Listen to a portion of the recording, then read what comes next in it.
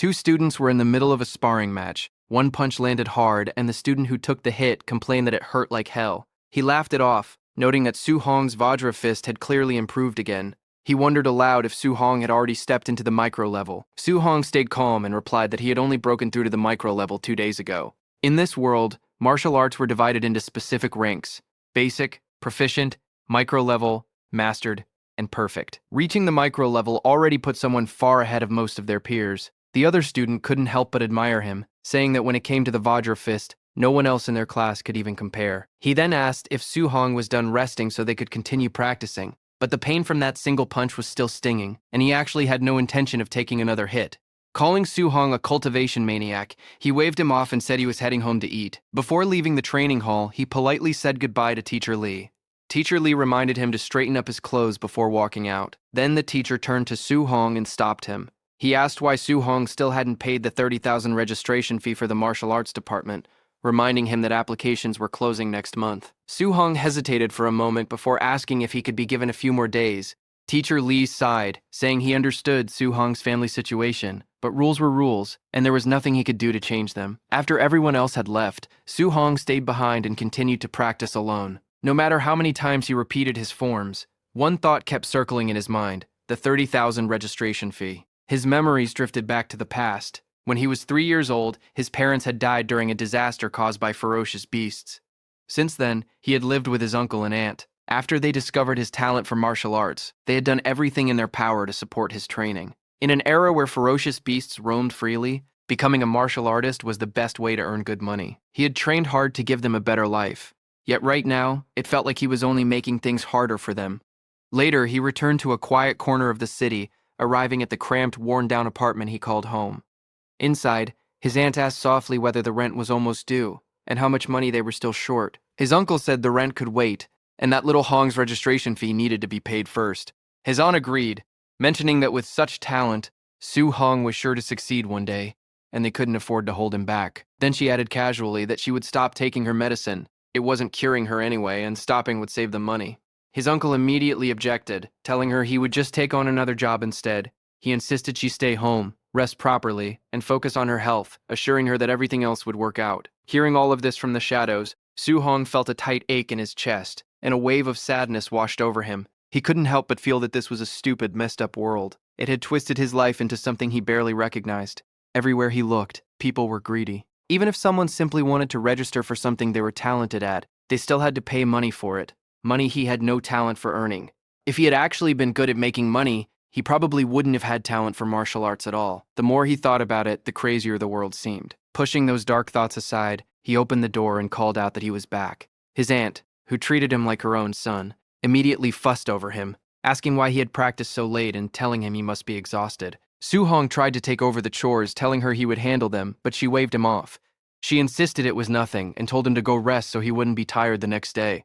His uncle backed her up, telling him to listen and go to bed quickly. Su Hong returned to his room, but sleep refused to come. He lay there wide awake, his thoughts running in circles. His uncle and aunt had already sacrificed so much for him. He couldn't keep letting that happen. This time, he would solve his own problem. For a martial artist to earn tens of thousands in just a few days, there was only one place that came to mind. The very next day, a loud announcement echoed through the streets. The crowd was welcome to the Martial Apprentice Arena Challenge, a place where only victory or defeat mattered regardless of life or death. It was the underground martial arena. The announcer's voice rose with excitement as she introduced the ring defender for the day, a fighter called Mr. Minotaur. The rules were simple. If he could win 4 matches in a row, he would walk away with 60,000 in prize money. If not, he would get nothing. The crowd was told to watch closely. The audience immediately erupted in whispers. No one recognized him. Some guessed he was a rookie, while others scoffed, saying, "A newcomer jumping straight into the arena challenge is basically courting death." Off to the side, the announcer leaned over and whispered to the kid to show some passion and heat up the atmosphere. The boy looked confused and asked how he was supposed to do that. The announcer sighed and told him to provoke the crowd or curse a little, muttering that this was exactly why rookies were such a headache. Realization dawned on the Minotaur. Letting out a roar, he shouted that below the level of a formal martial artist, he was invincible, challenging all weaklings to come and fight him. The crowd exploded at once. Some cursed him for being absurdly arrogant, while others laughed and praised his guts. The atmosphere instantly boiled over. Someone in the crowd sneered that this guy wouldn't even know how he died later. That only lit the fuse. Cheers erupted from every direction. Some people shouted their approval, others yelled for blood, and a few just screamed insults at the so-called Minotaur. With the atmosphere at its peak, the announcer declared that the match had officially begun. Behind the Minotaur mask, Su Hong stayed calm. He could clearly feel the heavy killing intent unique to the underground arena. Still, this was the fastest way to gather enough tuition money. As long as he could win a few rounds with his Vajra fist, it would be worth it. His first opponent stepped forward, calling him an arrogant brat and saying he would play with him a little. Su Hong barely paid attention, his eyes calmly sizing the man up. The opponent's momentum was strong, but his footing was unstable. From the look of it, winning wouldn't be difficult. Seeing him space out, the opponent cursed and charged straight in with a punch. Su Hong sidestepped it cleanly, then casually swung his other hand. The strike landed squarely on the man's jaw, sending him flying straight back to where he had come from. The announcer instantly lost her composure. She was already starting to love this masked fighter, even joking to herself that she might want to ask him out later. Laughing into the microphone, she shouted that Minotaur had taken his first win. The crowd exploded with excited shouts and cheers. A second challenger stepped up, scoffing that the last guy had just been unlucky. But things would be different this time. Su Hong simply replied with a casual, "Please," while calmly judging his opponent. Based on his build, the guy's strength looked decent, perfect for testing how powerful his Vajra fist really was. The man shouted and leaped in with a heavy punch. Su Hong met the attack head-on. With one Vajra fist strike, he shattered the incoming force. The opponent cried out in shock at the sheer power behind the blow. Su Hong could already tell the difference. This guy was strong, but still weaker than him. After taking a single counterattack, the opponent had relied too much on his upper body strength, leaving his waist wide open. Su Hong followed up with a brutal kick, and the man was sent flying off the stage just like the first one. The arena went wild. Some people cursed in disbelief, while others shouted that he was insanely strong. Next, the announcer excitedly declared that Minotaur had achieved 2 consecutive wins. The cheers grew even louder, becoming almost deafening. In a quieter corner, a few well-dressed spectators watched with sharp eyes. One of them muttered that the kid wasn't even a quasi-martial artist, yet his strength far surpassed the average. There was no doubt about it. This one was unusual. The announcer's voice rang out again, declaring Minotaur's 3rd consecutive win.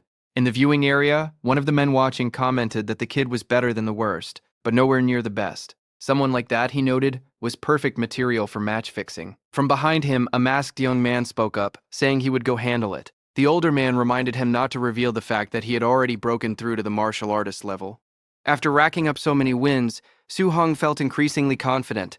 Ordinary martial apprentices were no longer much of a challenge to him. With his Vajra fist at the micro level, winning one more match would earn him the full 60,000 prize money. Just then, the crowd suddenly stirred. People started shouting that White Fox was actually stepping into the ring. The moment the masked fighter appeared, the arena erupted. Some exclaimed that White Fox was a quasi-martial artist. Others protested that a quasi-martial artist fighting a martial apprentice was basically cheating. Su Hong's heart sank slightly. A quasi-martial artist. This match was going to be troublesome. Still, backing down wasn't an option. He couldn't afford to lose now. White Fox stopped in front of him and studied him calmly before speaking. He told Su Hong not to be afraid, claiming he knew how to hold back his strength. The announcer's voice cut in again, declaring the final match of the arena challenge and shouting for the fight to begin. Both fighters exploded forward at full speed. Su Hong immediately sensed the gap in their levels. His cultivation was lower, so he had no choice but to go all out with his opening move. His punch blasted forward, sending visible shockwaves rippling through the air. The collision shook the ring as both sides displayed frightening power. The instant their fists met, Su Hong's heart skipped a beat. He noticed something was wrong. His opponent wasn't a quasi-martial artist at all. He was a true martial artist who had deliberately suppressed his vitality. A surge of tension washed over Su Hong. He had never expected a monster like this to appear out of nowhere. White Fox took a sharp breath and launched another attack, unleashing the Thunder Rush fist. One strike followed another in rapid succession, each blow heavier than the last. Under the relentless assault, Su Hong was forced back, pain spreading through his body. So this was the strength of a real martial artist. The crowd was stunned. Someone recognized the technique, shouting that it was the 3-Echo Thunder Rush fist. No one had expected to see such a move here, and the surprise alone was worth the ticket price. Others shook their heads, saying the Minotaur was finished. To them, the outcome was already obvious. Yet White Fox showed no intention of stopping, his attacks continuing one after another, pressing the advantage without mercy. After a while, White Fox clearly started getting bored. He told Minotaur that only defending was pointless and urged him to fight back, saying he wanted to see what kind of strength he really had. For now, Minotaur could do nothing but block. Even through his defenses, the punches were tearing into him. pain spreading with every impact. If this kept up, he knew he would lose for sure. He needed a chance to counterattack, but White Fox's strikes were too fast and too relentless, leaving no openings at all. Then White Fox found an opening himself. A punch shot straight toward Minotaur's jaw. The impact sent him flying, and he crashed hard onto the ground. Lying there, his vision blurred as his consciousness began to fade. Before he could recover, White Fox stepped up and spoke calmly. He told Su-hong that he wouldn't get a single coin of the prize money from this match, but his teacher was willing to invite him in. If Minotaur agreed to fix matches for them in the future, they would pay him the equivalent of this match's prize money. Even with White Fox's foot pressing down on his face, Minotaur refused without hesitation. He said he would never do something so shameless. White Fox was briefly taken aback. He hadn't expected such a firm rejection. Regaining his composure, he warned him to think carefully, saying that refusing them came with a price he couldn't afford. Minotaur shot back, asking whether people who did things like this really deserved to call themselves martial artists. That was enough. White Fox said there was nothing left to discuss. As he turned to leave, he coldly added that since Minotaur wouldn't cooperate, he had no choice but to cripple him, ensuring he could only dream about being a martial artist in the future. As White Fox moved to strike his leg, those words echoed in Minotaur's mind, sharp and piercing: become a martial artist. A surge of instinct kicked in. He twisted away at the last moment, narrowly avoiding the blow. He couldn't afford to be crippled. Forcing himself back up, Minotaur re-entered the fight. White Fox stared in surprise as Minotaur steadied himself, his eyes burning with determination. He couldn't fall here. Not here. Something snapped inside him, and a second wind surged through his battered body. White Fox couldn't hide his shock. He had clearly landed a Thunder Rush fist earlier, yet somehow this guy was still standing. Yet in his heart, Su-hong remained painfully clear-headed. He wanted to become a martial artist. He couldn't allow the sacrifices his uncle and aunt had made over all these years to be wasted. He wanted to give them a good life. But did that really mean he had to abandon everything a martial artist was supposed to stand for? The answer came almost instantly. No. That kind of future was something he would never accept. At that very moment, something strange happened. A status window suddenly appeared right in front of his eyes. Cold, emotionless words floated on the screen, asking what he was willing to sacrifice for his future and for his faith. Su-hong didn't hesitate. His eyes burned with fierce resolve as he answered without the slightest doubt that he was willing to give up everything. The system asked once more if he was truly willing to pay the price. The Minotaur gave the same answer as before: everything. The moment the word left his mouth, something deep inside him began to change. His shadow twisted and stretched, transforming into the outline of a terrifying monster. Su-hong was stunned. He didn't know where he was, and the shadow looming behind him belonged to a massive, unknown creature. Before he could ask anything, the massive presence spoke, granting him this chance. A strange aura wrapped around Su-hong, and a status window appeared, listing all his details. Su-hong stared in disbelief. It displayed every single one of his attributes. Acting on impulse, he tapped the mission section. A notification for a random mission, Way of the Arena, popped up. To defeat White Fox, he had to raise his Vajra Fist to the mastered level and refine his Floating Light Palm and Void Step to the micro level. It was a brutal task, given his current low proficiency, but it was necessary to unlock the beginner's guide. Su-hong was confused by the sudden information, but before he could think, a fist flew straight toward his face. Su-hong ducked instinctively. When he looked up, he froze. Standing before him was a perfect clone.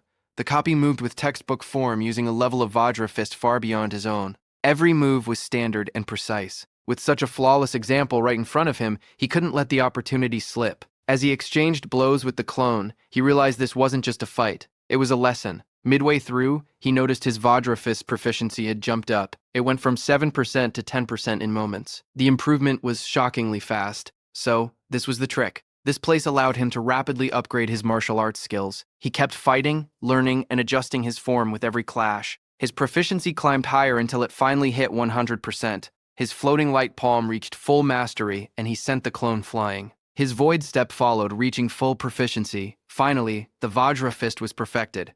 Exhaustion caught up to him. Breathing heavily, Su-hong nodded to the empty air. Thanks a lot. The system congratulated him on completing the mission. Su-hong accepted the rewards and immediately chose to return to reality. Instantly, he was back in the arena, wearing the Minotaur mask, standing opposite White Fox. White Fox sneered and unleashed another round of thunderous fists. The blows were fierce, but the Minotaur calmly noted they were too slow. He slipped past every strike with ease. Before White Fox could react, Su-hong's fist slammed into his face. The mask shattered, and White Fox crashed to the ground. The crowd froze, staring in disbelief. The Minotaur calmly asked for his prize money for winning the fourth match. The stunned announcer fumbled for words before finally declaring the Minotaur the winner of the 60,000 grand prize. In the audience, the teacher frowned. A mere apprentice mastering the Vajra fist was impossible. Suspicious, he ordered his men to follow the Minotaur and investigate his identity. Leaving the arena, Su Hong sensed he was being followed. He burst into motion, his speed exploding as he vanished from their sight. The pursuer stopped in confusion, unable to track him. Hidden safely, Su Hong mocked their clumsy attempt. An hour later, he returned home.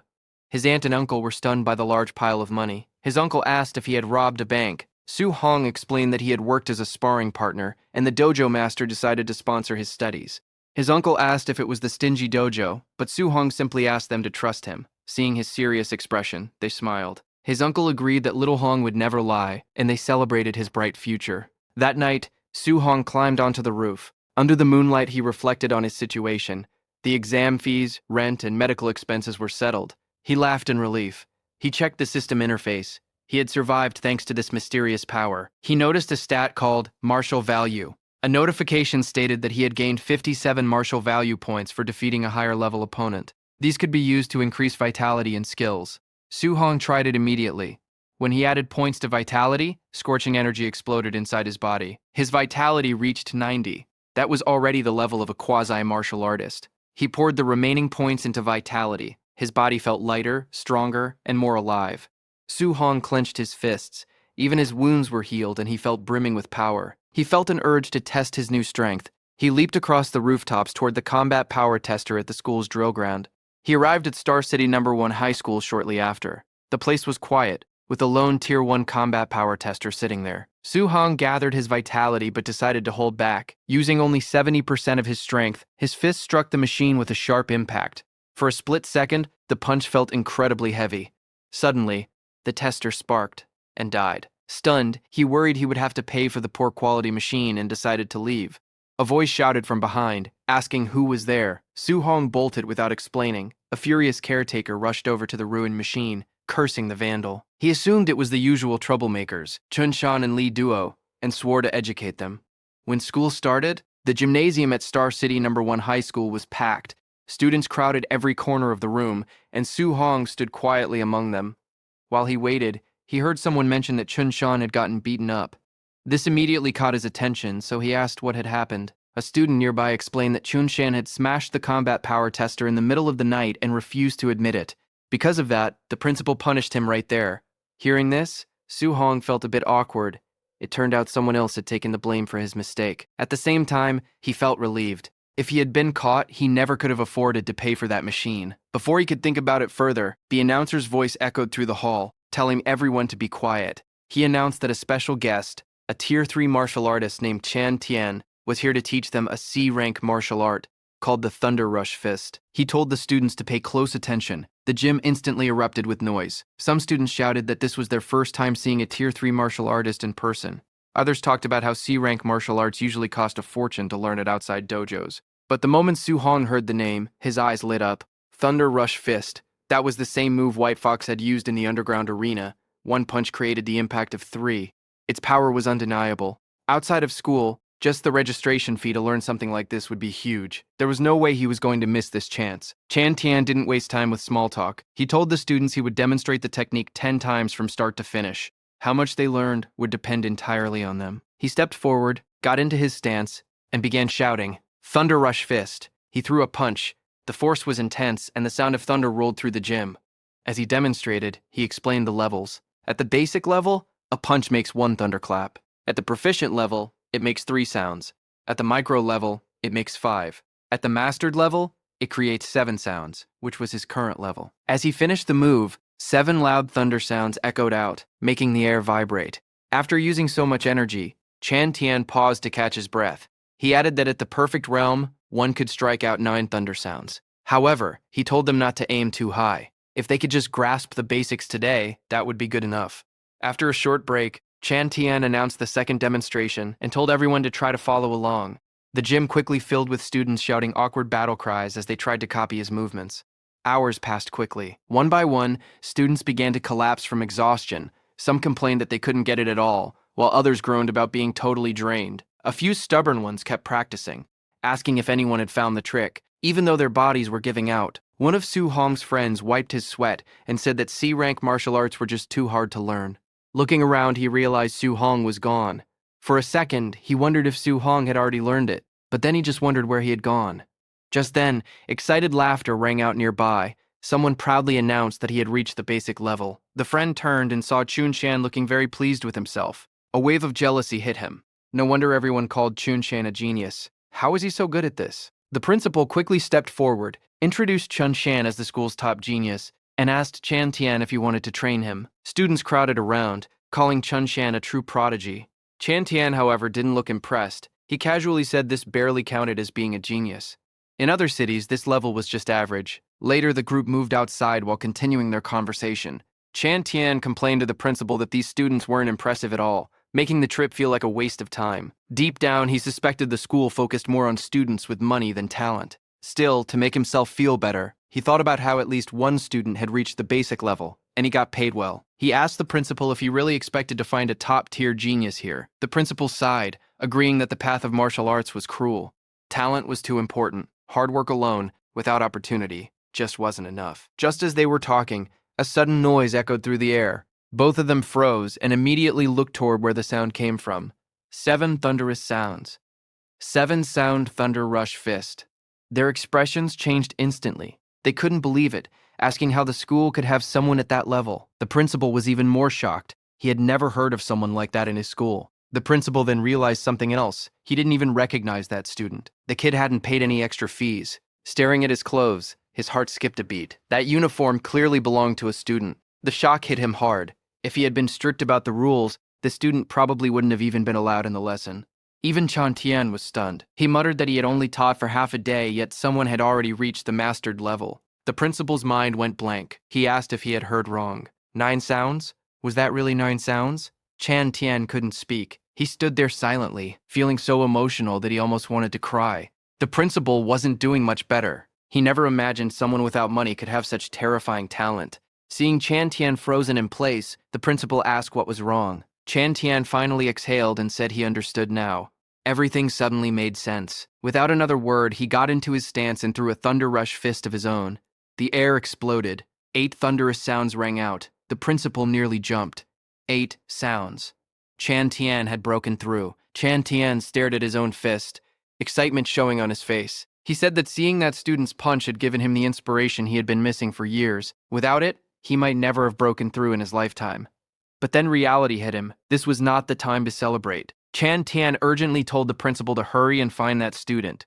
The principal snapped out of it and actually started running. Unfortunately, by the time they reached the spot, the student was already gone. As for Su Hong, he had already achieved his goal. While walking away, he thought about how practicing a C-rank martial art was much more exhausting than the D-rank Vajra fist. His Thunder Rush fist had already reached the perfect realm. Now, the next step was figuring out how to earn more martial value points to become a true martial artist as soon as possible. He couldn't risk life and death fights in the underground arena every time. If he could gain points through normal sparring, that would be much better. Not long after, he arrived at his workplace, the Raging Thunder Dojo. Inside, students were training as usual. When they saw him, someone asked why he came in today. Su Hong casually replied that he wasn't busy and had just come by to practice. Just then, a loud thud echoed across the hall. A student was sent crashing to the floor. Standing over him, another guy sneered. He said that if someone dared to claim his teacher taught poorly, they should first admit they were just bad at learning instead of making excuses. Su Hong glanced over and asked what was happening. His friend explained that since Su Hong hadn't been around lately, he wouldn't know. That student's teacher was a new instructor who was very strong, but he looked down on ordinary people and taught in a very lazy way. On top of that, his disciple, a guy named Li Yan, was also extremely strong. Right as they were talking, another student was knocked down. Li Yan looked at him and sneered, saying he shouldn't dare to challenge him with such a weak level. Before things could get worse, Su Hong stepped in, grabbed Li Yan's wrist, and told him that was enough. Li Yan immediately glared at him, asking who he was, and telling him to let go. He said if Su Hong had the guts, they could settle it properly in the arena one-on-one. Su Hong didn't back down and calmly agreed. At that moment, a voice interrupted, asking what the noise was about, and announcing that class was starting. Li Yan pulled his hand back and sneered, telling Su Hong he was lucky this time. Watching him leave, Su Hong thought that this guy was way too arrogant. Soon after, the instructor spoke up. He announced that today was the last day he would teach the Raging Sea Spear technique. As usual, he would only demonstrate it once. As he took his stance, it was clear the instructor didn't believe anyone could learn it from just one demonstration. Still, Su Hong watched with intense focus. For him, once was enough. His eyes followed every movement as the spear swept through the air. When the demonstration ended, the instructor turned to leave, saying that how much they learned was up to them. Complaints immediately broke out. Some students called the one-time demonstration a scam. Others complained that those in the back row couldn't even see clearly. Su Hong, however, had already understood the essence of it. The spear moved like a dragon crashing into the sea, its power rolling forward like endless waves. Picking up a spear himself, he began to move, perfectly copying what he had just seen. For a moment, everyone fell silent. Then, the noise erupted. People stared in disbelief, shouting that Su Hong had actually learned it. Others muttered that this was the first time they had seen such a prodigy, while some bitterly wondered if they were just too stupid to understand it. Drawn by the noise, Li Yan returned and asked who had supposedly learned the technique. He scoffed at the idea. Then he saw Su Hong's spear flowed smoothly. Li Yan's eyes narrowed. It really did look like he had understood it. He felt a spark of interest. Testing someone like this would be fun. Stepping forward, Li Yan called out to him, saying he would give him a few pointers on his spear technique. Li Yan grabbed his spear, twirled it, and pointed the tip at Su Hong, signaling him to come on. He repeated that he would teach him a lesson. Su Hong simply agreed. One of the students hurriedly tried to stop him. He warned that even though Li Yan was a bad person, he was actually very strong, so Su Hong shouldn't be impulsive. Su Hong just smiled and told him not to worry. He stepped forward with his spear and got into position. Facing Li Yan, he politely said he looked forward to his guidance. That sentence completely set Li Yan off. He snapped that Su Hong was being arrogant and declared that he would show him the Raging Sea Spear technique at the micro level. Su Hong remained calm. As he moved his spear, he quietly controlled his power, deliberately suppressing it to the proficient level. He didn't want to reveal everything. He only wanted the guy in front of him to see just how ridiculous he was acting. The moment Su Hong's spear moved, Li Yan froze. That flow, that momentum, it was unmistakable. Proficient level Raging Sea Spear technique. No matter how hard he tried to deny it, the reality right in front of him wouldn't change. Su Hong had reached the proficient level with his Raging Sea Spear technique. His movements flowed just like crashing waves. When he unleashed the attack, his opponent froze. He couldn't trust his own eyes. Su Hong was just a martial apprentice, not even a real martial artist yet, but somehow he had mastered the Raging Sea Spear to the proficient level, something even veterans struggled to do. Yet it was happening right in front of him. A notification popped up for Su Hong. Defeated a higher level opponent. Martial value plus 35. It worked. Even normal sparring gave him points. He didn't have to risk death every time. He could get stronger just by fighting smart. Meanwhile, his opponent was panicking inside. This is impossible. Totally impossible. I trained for years and he did this so fast. Was all my hard work for nothing? He felt completely crushed. Before things got worse, Su Hong pulled back his spear. That's enough, he said calmly. Just then, the instructor showed up. He saw what happened and immediately stepped in to scold his student. The guy tried to argue, but the instructor slapped him hard across the face. If you can't handle losing, he shouted, you aren't a real martial artist. The crowd loved it. That guy was always stuck up, so seeing him get humbled felt great. The instructor turned to look at Su Hong amazed. Su Hong had only shown the move once, but he had already mastered it. Even the geniuses in the capital couldn't do that. Your talent is scary, the instructor said. My student is arrogant, but meeting you is good for him. He bowed slightly. Little brother, I failed to teach him manners. Please forgive us. He hadn't expected the man's attitude to change so fast. This guy changes faces faster than flipping a book page, he thought. Leaving the training grounds, he felt tired, but it was a good tired. He had gotten a lot done today. He had mastered the Thunder Rush Fist and the Raging Sea Spear. Plus, he had earned a ton of martial value. Walking through his high school campus, he thought about his next steps. The entrance exam was coming up fast. Rich kids were already buying high-grade alloy weapons to compete. He needed one, too. He could still feel the spear in his hands. I'll stick with the spear, he decided. He needed to get a real alloy spear and fast, but he was broke. He barely had enough for his aunt's medical bills, let alone a weapon that cost $70,000. But he wouldn't give up. There had to be a way. Suddenly, an announcement played across the city. Ferocious beasts were attacking the wilderness. The city lord was hiring martial artists to hunt them for big rewards. Su Hong knew instantly this was his chance. When he got home later, his aunt was busy working, just like always. She told him not to push himself too hard since he had already given them money. His uncle insisted on working, saying he wouldn't rely on Su Hong as long as he could still move. They greeted him warmly when he walked in. He told them to rest and let him take care of things. He explained that he could make money now. His uncle laughed. He said that sounded nice, but he couldn't just sit around doing nothing. He wanted to keep earning money for their daily needs. His aunt smiled too. She said they needed to save up so Su-hong could focus on his training. Hearing that made Su-hong's chest ache. They had lived simply for so long. Unless he made enough money to secure their future, they would never stop working so hard. That night on the rooftop, he opened his status panel. The wilderness was dangerous, so he needed to be stronger. He dumped all his remaining martial value into his vitality stats. Power surged through him, his blood roared, and his muscles tightened. The number climbed until it hit 95.2. He felt like a beast, ready to strike. He was now just one tiny step away from being a real martial artist. 2 days later, late at night, he lay on the gym floor, totally drained, but his eyes were shining. He had perfected all his skills: Thunder Rush Fist, Raging Sea Spear, Vajra Fist, and Floating Light Palm. He exhaled deeply. 2 days of nonstop training had paid off. Now it was time to go. The next morning, he headed to the Star City martial artist base.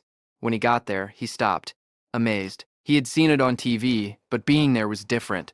The place was packed with strong martial artists. He checked the bounty board. Non-ranked beasts were worth 300 coins. Tier 1 early stage were 1,000, mid-stage were 3,000, and late stage were 5,000. Su-hong frowned at the rules. They only accepted the left ear as proof for the reward. It seemed pretty old-fashioned. Nearby, a man dropped a bloody sack on the counter. "Miss, count these up for me," he said. The bag was full of ears. Suddenly there was a commotion at the door. "Move it," someone shouted. "Young Master Yi is here." The crowd moved aside. Su-hong saw an arrogant-looking guy walking in. He looked familiar. Su-hong frowned. That vibe reminded him of someone. People whispered around him. If his uncle wasn't the boss, he'd be dead by now. "I heard he got beat up recently. Serves him right." "Really? No wonder he's been hiding." Su-hong listened, then looked up. Their eyes met for a second. They recognized each other. The air grew tense. Su-hong realized something. The beasts weren't the only danger out here. People were dangerous too.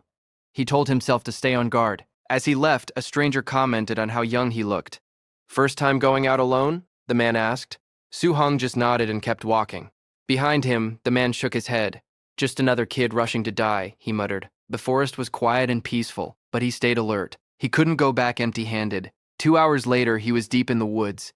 He took a sip of water, frowning. No beasts anywhere. Maybe the outer area had already been hunted clean. He decided to move faster and go even deeper. Suddenly, his face changed. A massive shape blocked his path. It was huge and scary, exactly like in the books. A ferocious beast. Su-hong knew what it was immediately. An azure moonwolf, a Tier 1 early-stage beast. It stared at him with red eyes, showing its teeth and growling. It was definitely hungry. The wolf crouched, ready to jump. Su-hong took a deep breath and got ready. It was time to fight. As the wolf lunged at him with bared claws, Su-hong reacted in a split second. He sidestepped the attack and drove a lightning-charged punch straight into its gut. The impact sent the beast flying. Its massive body slammed into a tree with a heavy thud. The wolf slumped to the ground, paralyzed. Su-hong stood over it, sparks of electricity still crackling around his fists. Looking at his trembling hands, he felt the power surging through him. Fighting real ferocious beasts was far more thrilling than he had imagined. Taking down a Tier 1 early-stage beast in a single hit got his blood pumping. If this was so easy, he wondered how he would handle a mid-stage beast. Just then, he sensed movement. A massive figure emerged from the shadows, and a low growl vibrated through the forest. It was a raging black bear, a Tier 1 mid-stage beast. It charged immediately, thinking it had found an easy snack. But before it could strike, a blur of motion hit it head-on. A heavy, lightning-infused fist slammed into the bear, knocking it straight to the ground. Su-hong stood his ground, calm. He had dropped the beast with his own strength. Exhaling slowly, he realized how powerful he had become. Unless he ran into a Tier 2 beast, he was safe here. That was another 3,000 in bounty secured. Suddenly, a system notification popped up. His accumulated martial value was finally enough to break through and become a martial artist. Su-hong's heart raced. He was at the threshold. But before he could celebrate, a terrifying roar shook the forest. The pressure was intense, making his skin crawl. His expression darkened instantly. He turned toward the noise, narrowing his eyes. Whatever made that sound was much stronger than anything he had faced yet. Curiosity and caution fought in his mind, but curiosity won. He moved quietly toward the roar. Reaching a high rock formation, he climbed up to get a better view. What he saw made him hold his breath. A colossal, black-scaled serpent was coiled among the trees. It was a Tier 1 late-stage beast, a black jade python. Its size was massive, and its aura was terrifying. A group of people was fighting it nearby, but they were clearly losing. One by one, they were tossed aside, completely overpowered. Su Hong watched, heart pounding. This was a whole different level. Suddenly, his instincts screamed, danger. He leaped aside just in time. The beast's spiked tail slammed down exactly where he had been standing, cracking the ground. The creature wasn't satisfied. It was furious that its prey had dodged. Su Hong barely landed before he had to jump again, narrowly dodging a sweeping strike. Even so, the attack was so fast it grazed him, sending a jolt of pain through his body. He realized just how fast this thing really was. Regaining his balance, he noticed an injured fighter nearby, unable to move.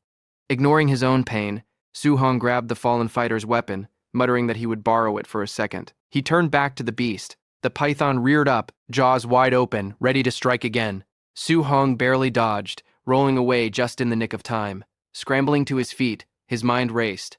A Tier 1 late-stage beast usually took a whole team to defeat. Yet here he was, fighting one head-on. It was because his skills were now perfected.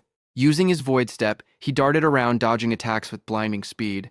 Seeing an opening, he countered, driving the spear forward with the raging sea spear technique. The tip pierced the beast's scales, making it roar in fury. The python thrashed violently, enraged by the pain. Su Hong didn't stop. He struck again, fluid and precise, driving the monster into a frenzy. Still, he knew the truth.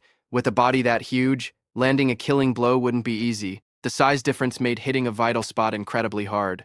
He reminded himself to stay patient. He had to weaken it first and wait for the right moment. Just then, the beast lashed out again, its massive body crashing toward him with overwhelming force. Su Hong unleashed a perfect thunderous fist. The explosive force met the beast head-on, stopping it in its tracks. A shock wave rippled through the air as both of them staggered back. Su Hong knew he couldn't stay close after landing a hit. He had to pull back immediately and look for another opening. One mistake meant death against a creature like this. His breathing was getting heavier. This fighting style was exhausting, but it was his only safe option. However, the python was tired too. Its movements were slowing down. The beast was nearing its limit. Just a little more, he thought.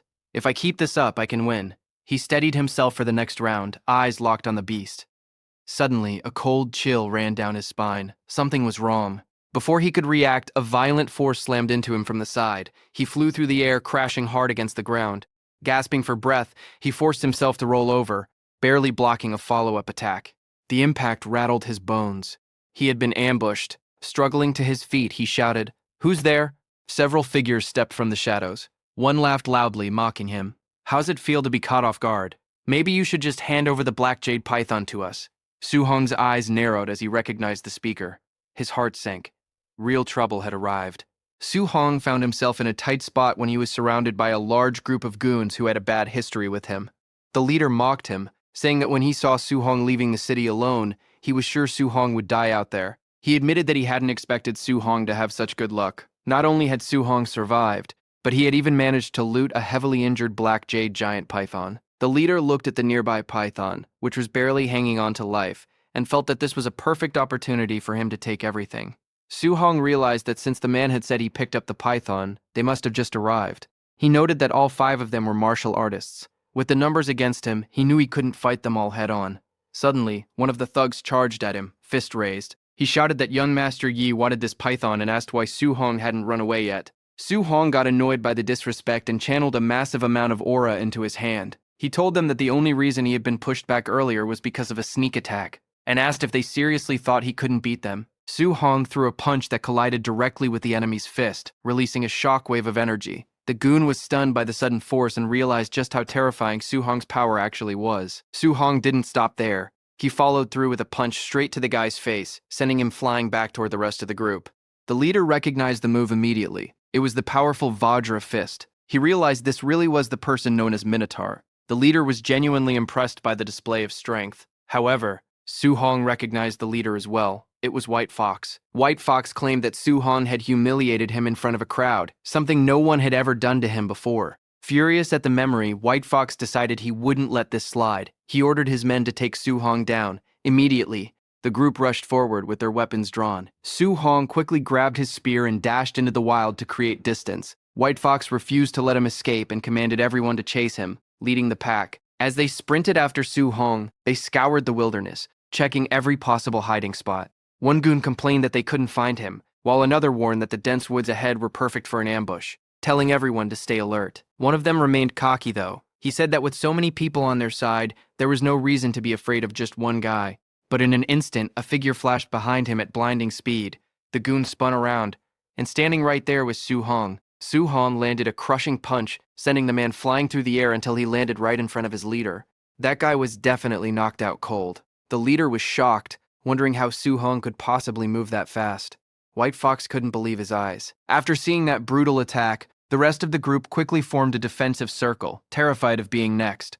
One goon identified the move as the 9 Echo Thunder Rush Fist, noting that even Tier 3 martial artists struggled to perfect it. White Fox got frustrated and yelled at them to shut up. Internally, he was panicking, thinking that mastering both the Vajra Fist and Thunder Rush Fist should be impossible. He was starting to feel true fear. His fear would have only grown if he had known that Su Hong was currently hiding in a tree above, watching their every move. To Su Hong, they looked like rats being hunted by a cat. He thought that if he hadn't wasted so much energy fighting the python earlier, he would have crushed them head on. He threw his spear to create a distraction, planning to pick them off one by one. The spear slammed into the ground nearby, startling the whole group. While they were distracted by the spear, Su Hong dropped down, grabbed one of the goons, and attacked. After the instant strike, he vanished back into the shadows. The remaining goons were now completely terrified. They felt that even sticking together wouldn't save them against someone this intense. They begged young Master Yi to leave, saying the kid was too strong, but the leader refused to listen. White Fox's ego wouldn't let him run. He wanted to prove his power, even though he was scared deep down. He declared that he had to kill Su Hong today. Meanwhile, Su Hong was darting around them at such high speeds that they could barely track him. Suddenly, while White Fox was still talking, Su Hong rushed past. Before the leader could react, another goon was grabbed and slammed into the ground. Just like before, Su Hong disappeared immediately after the attack. White Fox's panic turned into frustration. He couldn't understand how this kid had become so much stronger in just a few days. It felt unreal. Then a blur rushed right behind him. White Fox whipped around but saw nothing. He cursed, refusing to believe Su Hong could catch him off guard. But the moment he turned back around, Su Hong appeared right in front of him, ready to strike. White Fox reacted instantly, spinning around and shouting that he hadn't been beaten yet. He gathered magical aura into his hand and struck, shouting that this was the void-breaking finger. Su Hong dodged the attack with a smooth movement. The tree behind him took the hit instead. The force of White Fox's attack was immense, completely shattering the tree trunk. White Fox didn't let up. Seeing Su Hong dodge, he fired beam after beam, repeatedly shouting the name of his attack. No matter how many times he fired, Su Hong was too fast and avoided every shot. While dodging, Su Hong analyzed the power, thinking the skill must be at least B rank. He found it interesting and decided he might want to learn it later. White Fox, however, was losing his mind. His finger glowed with blue aura as he screamed that Su Hong had made a permanent enemy. He threatened that once he got back, he would wipe out Su Hong's entire family. The moment Su Hong heard the threat against his family, something snapped inside him. Threatening his family was completely unacceptable. Filled with rage, he stopped dodging and rushed straight toward White Fox. White Fox tried to intimidate him by bragging about his background, mentioning that his uncle was a supervisor at the martial artist base and his father was a VIP. Before he could finish his sentence, Su Hong was already right in front of him, radiating terrifying pressure. Su Hong stayed silent at first, letting his power speak for itself. As he charged a massive punch, he finally spoke, telling White Fox that he looked better when he was acting arrogant. He said this begging didn't suit him, but he was going to enjoy ending this. Su Hong punched White Fox squarely in the face, sending him launching backward. The power behind the blow was overwhelming. White Fox was sent flying deep into the forest, crashing through trees before hitting the ground hard. Dust and smoke filled the air from the impact. When the dust settled, Su Hong walked over with a furious expression, a red aura coating his body. He told White Fox that he should never have used his family as a threat. Lying on the ground, broken and bleeding, White Fox asked in disbelief why Su Hong was so strong. He insisted this was impossible since Su Hong wasn't even supposed to be a martial artist yet. Suddenly, the giant python behind him heard the noise and locked its eyes on White Fox. White Fox felt a chill run down his spine. He looked back just as the python swung its massive tail and struck with its jaws wide open. With White Fox taken out, the python turned its full attention to Su Hong. Su Hong realized that fighting the goons had taken too long, giving the giant python time to recover its stamina. Now he had to fight the beast again, but this time, he was the one running low on energy. The group of martial artists was fuming after their humiliating defeat. One of them cursed, calling the kid who had beaten them way too weird. Another looked around, asking where young Master Yi was, hoping he had already finished the kid off.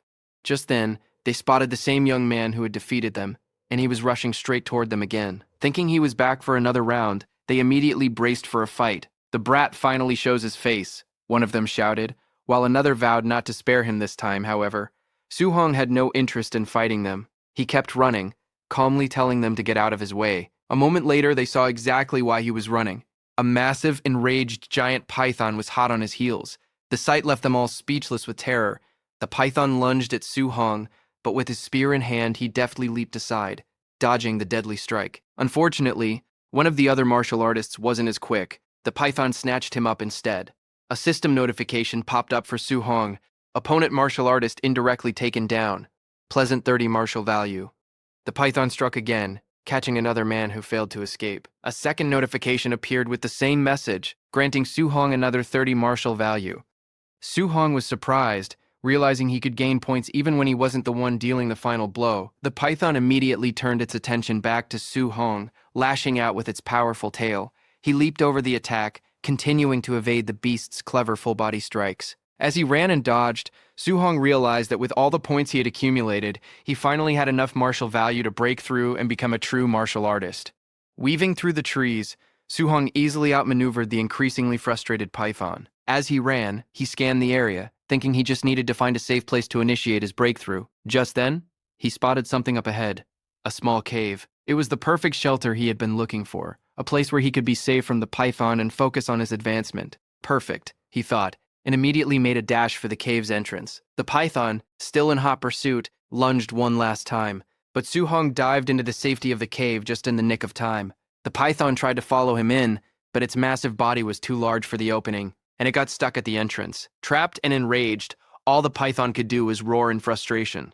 Inside, Su-hong calmly turned his attention to his system. He pulled up his status window. It showed his vitality at 96, spirit at 23, and physique as mortal body 3%. All his skills, Raging Sea Spear Technique, Thunder Rush Fist, Vajra Fist, Floating Light Palm, and Void Step, were at the perfect level. Most importantly, his martial value was at a solid 504. Without wasting a second, he began pouring all his points into his stats, mentally urging the system to go faster. His goal was to gain as much power as possible in the shortest amount of time. He focused on his vitality, and as the points flowed in, he felt an intense heat spread through his body, as if magma were flowing through his veins. In a matter of moments, his vitality hit 100. Outside the cave, even the trapped python seemed to sense a terrifying change in the air. A new notification appeared. Breakthrough successful. Tier 1 martial artist. Su-hong felt a surge of power and thought to himself, "I've finally become a real martial artist." He clenched his fist, feeling a powerful aura envelop him. Looking at the struggling python, he declared, "Now it's my turn." For the first time, the python felt genuine fear. It desperately tried to pull its body out of the cave entrance, wanting only to escape. But Su-hong gave it no such chance. He channeled his newfound strength into an incredibly powerful punch. Still wedged in the entrance, the python had no way to dodge the attack. The punch connected with tremendous force, sending the massive beast flying backward with a pained roar. The sheer power behind the blow was unbelievable, a stark contrast to the boy it had just been chasing. But Su-hong wasn't done yet. Before the python could even recover, he was on the move. He leaped into the air, landing on the beast's massive body. With a powerful roar of his own, he unleashed a flurry of Vajra fist attacks. Each punch landed with devastating force, hammering the giant snake into the ground. The ground cracked and shattered under the repeated impacts. The python thrashed wildly, but it was completely overwhelmed by the relentless assault. Finally, with one last earth-shattering blow, the python went still. Dust and smoke filled the air from the sheer force of the battle. When it finally settled, Su-hong was standing triumphantly on the now-defeated giant python. He got a notification for plus 92 martial value. Su-hong reflected that while the python was already injured, his new strength allowed him to face it head-on, something that would have been impossible just moments ago. His thoughts then turned to the reward. Usually you needed to cut off a beast's left ear as proof of the kill, but snakes didn't have ears. He was momentarily stumped on what to do. He decided to worry about it later and started heading back. The forest was now eerily quiet, the only evidence of the chaotic chase being the trail of destruction left in its wake. As he walked, he came across the bodies of the men who had tried to ambush him. Seeing their state, likely other victims of the python, Su-hong commented that they got off easy. His mind then turned to the high-level martial technique their leader had used.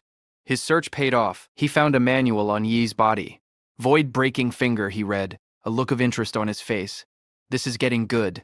Instead of leaving immediately, he decided to stay near the cave. He started a fire and settled down next to the massive python carcass to study his new prize. He began studying the manual, and with his enhanced abilities, quickly memorized the entire introductory method for the void-breaking finger. Now all that was left was to use his system to master it in record time. As he began his training through the system, a clone of himself materialized in front of him, ready for a fight. The clone didn't hold back, immediately attacking him with the void-breaking finger over and over. By sparring with the clone, Su Hong's mastery of the technique skyrocketed, climbing rapidly past 51%, 63%, 77%, and then 93%. Before long, a notification confirmed that his void-breaking finger had reached the basic realm, and his progress toward the next level began. The training left Su Hong completely exhausted. He coughed, noting that as a B-rank skill, even reaching the basic realm put immense strain on his body. The system then prompted him to find a real monster to test his new power.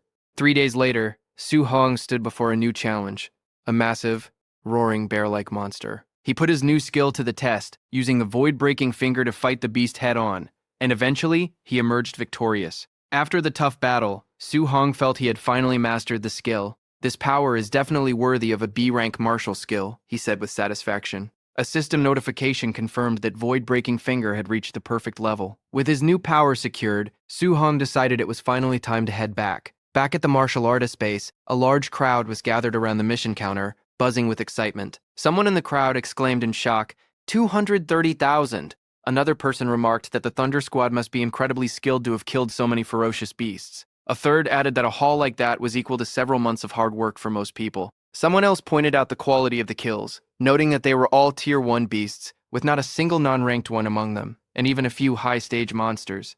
Just as the crowd was marveling at the Thunder Squad's score, the receptionist turned to Su Hong's pile of trophies. Her eyes went wide with shock as she announced his results. 72 Tier 1 initial stage beasts, 83 middle stage, 17 high stage, for a total reward of 406,000 blue star coins.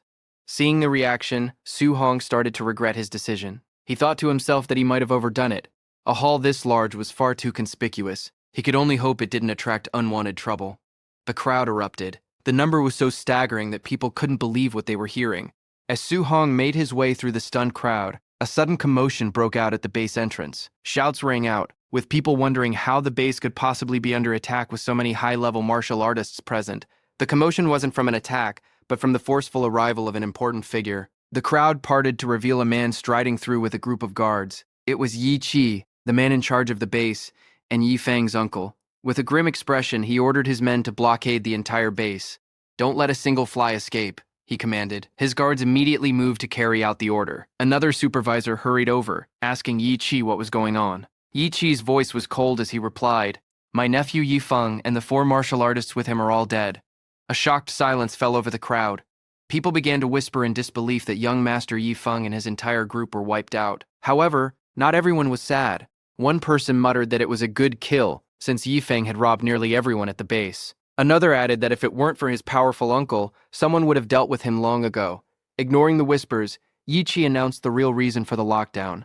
A valuable B-rank martial skill was missing from Yi Feng's body. He ordered a search of every martial artist in the base, declaring that no one would leave until they were cleared of suspicion. Hearing this, Su Hong felt a moment of relief. He thought that the state of the bodies clearly pointed to the giant python as the killer, so the death shouldn't be traced back to him. However, as the search progressed, he started to feel uneasy. He noticed people glancing in his direction and whispering among themselves, and he began to suspect this search might be targeting him specifically. His fears were confirmed when Yi Qi, flanked by his guards, walked directly toward him. On the surface, Yi Qi's tone was polite. "I heard you killed over 400,000 worth of ferocious beasts all by yourself," he said, praising Su Hong's skills. But his calm words were betrayed by the menacing red aura flaring around him, making it clear that he was anything but pleased. It seemed he already suspected something. Su Hong kept a calm look on his face, but inside, he knew the truth. He was much stronger now. Deep down, he even started to wonder if he could actually defeat this man if things really turned sour. The White Fox's father spoke up first. He said he had heard that Su Hong took down ferocious beasts worth 400,000 credits all on his own, admitting that was pretty impressive for a student. However, the woman standing next to him wasn't buying it. She argued that Su Hong looked like a rank 1 early-stage fighter at best, so there was no way he could kill that many beasts. She accused him of stealing from young Master Yi's pack and immediately ordered her men to search him. As soon as the order left her mouth, Two large men with flames burning in their hands started walking towards Su Hong. One of them gave him a sharp warning: "Do not resist, or this would get ugly." But in the blink of an eye, the situation flipped. One of the men suddenly found a spear tip pointed right at his face. The guard froze and asked what Su Hong thought he was doing. Su Hong calmly said it was nothing, keeping the spear steady. The man was completely shocked because he didn't even see Su Hong draw the weapon. It was just too fast. Su Hong then announced that he was a student of Star City High School number 1. He looked at them and asked if they really wanted to force a search on a student from that school. Hearing the school's name, the White Fox's father hesitated. He knew the principal of High School number 1 was famous for being extremely protective of his students. That was not a person he wanted to offend over a small issue. Yi Chi still thought the whole thing smelled fishy. If this kid really hunted all those beasts, he was a genius. But if they were wrong and they offended a genius student, it wouldn't be worth the trouble. He signaled his men to stop and stepped forward himself. He explained that his nephew had been attacked and a secret family technique was stolen, so he had no choice but to find the culprit. He added that he hoped Su Hong would cooperate. Su Hong simply replied that he just hoped they weren't accusing the wrong person. Yi Chi then offered 10,000 credits as payment for the trouble of searching him and asked if that sounded fair. Su Hong countered immediately, asking for 30,000. In his head, he knew Yi Feng was technically killed by the giant python. As long as they didn't find the stolen technique on him, they couldn't prove anything. Yi Chi agreed to the price. Su Hong opened his arms and let them search him. While the men checked his pockets, the woman dug through his bag. Su Hong told them to look closely because he didn't want any false rumors following him later. When they finished, the men reported that they had found absolutely nothing. Yi Chi nodded, told them to pay Su Hong the 30,000 credits, and let him leave. Walking away, Su Hong thought to himself that it was a good thing he had cleaned up the scene properly. If he hadn't, he would have been in serious trouble today.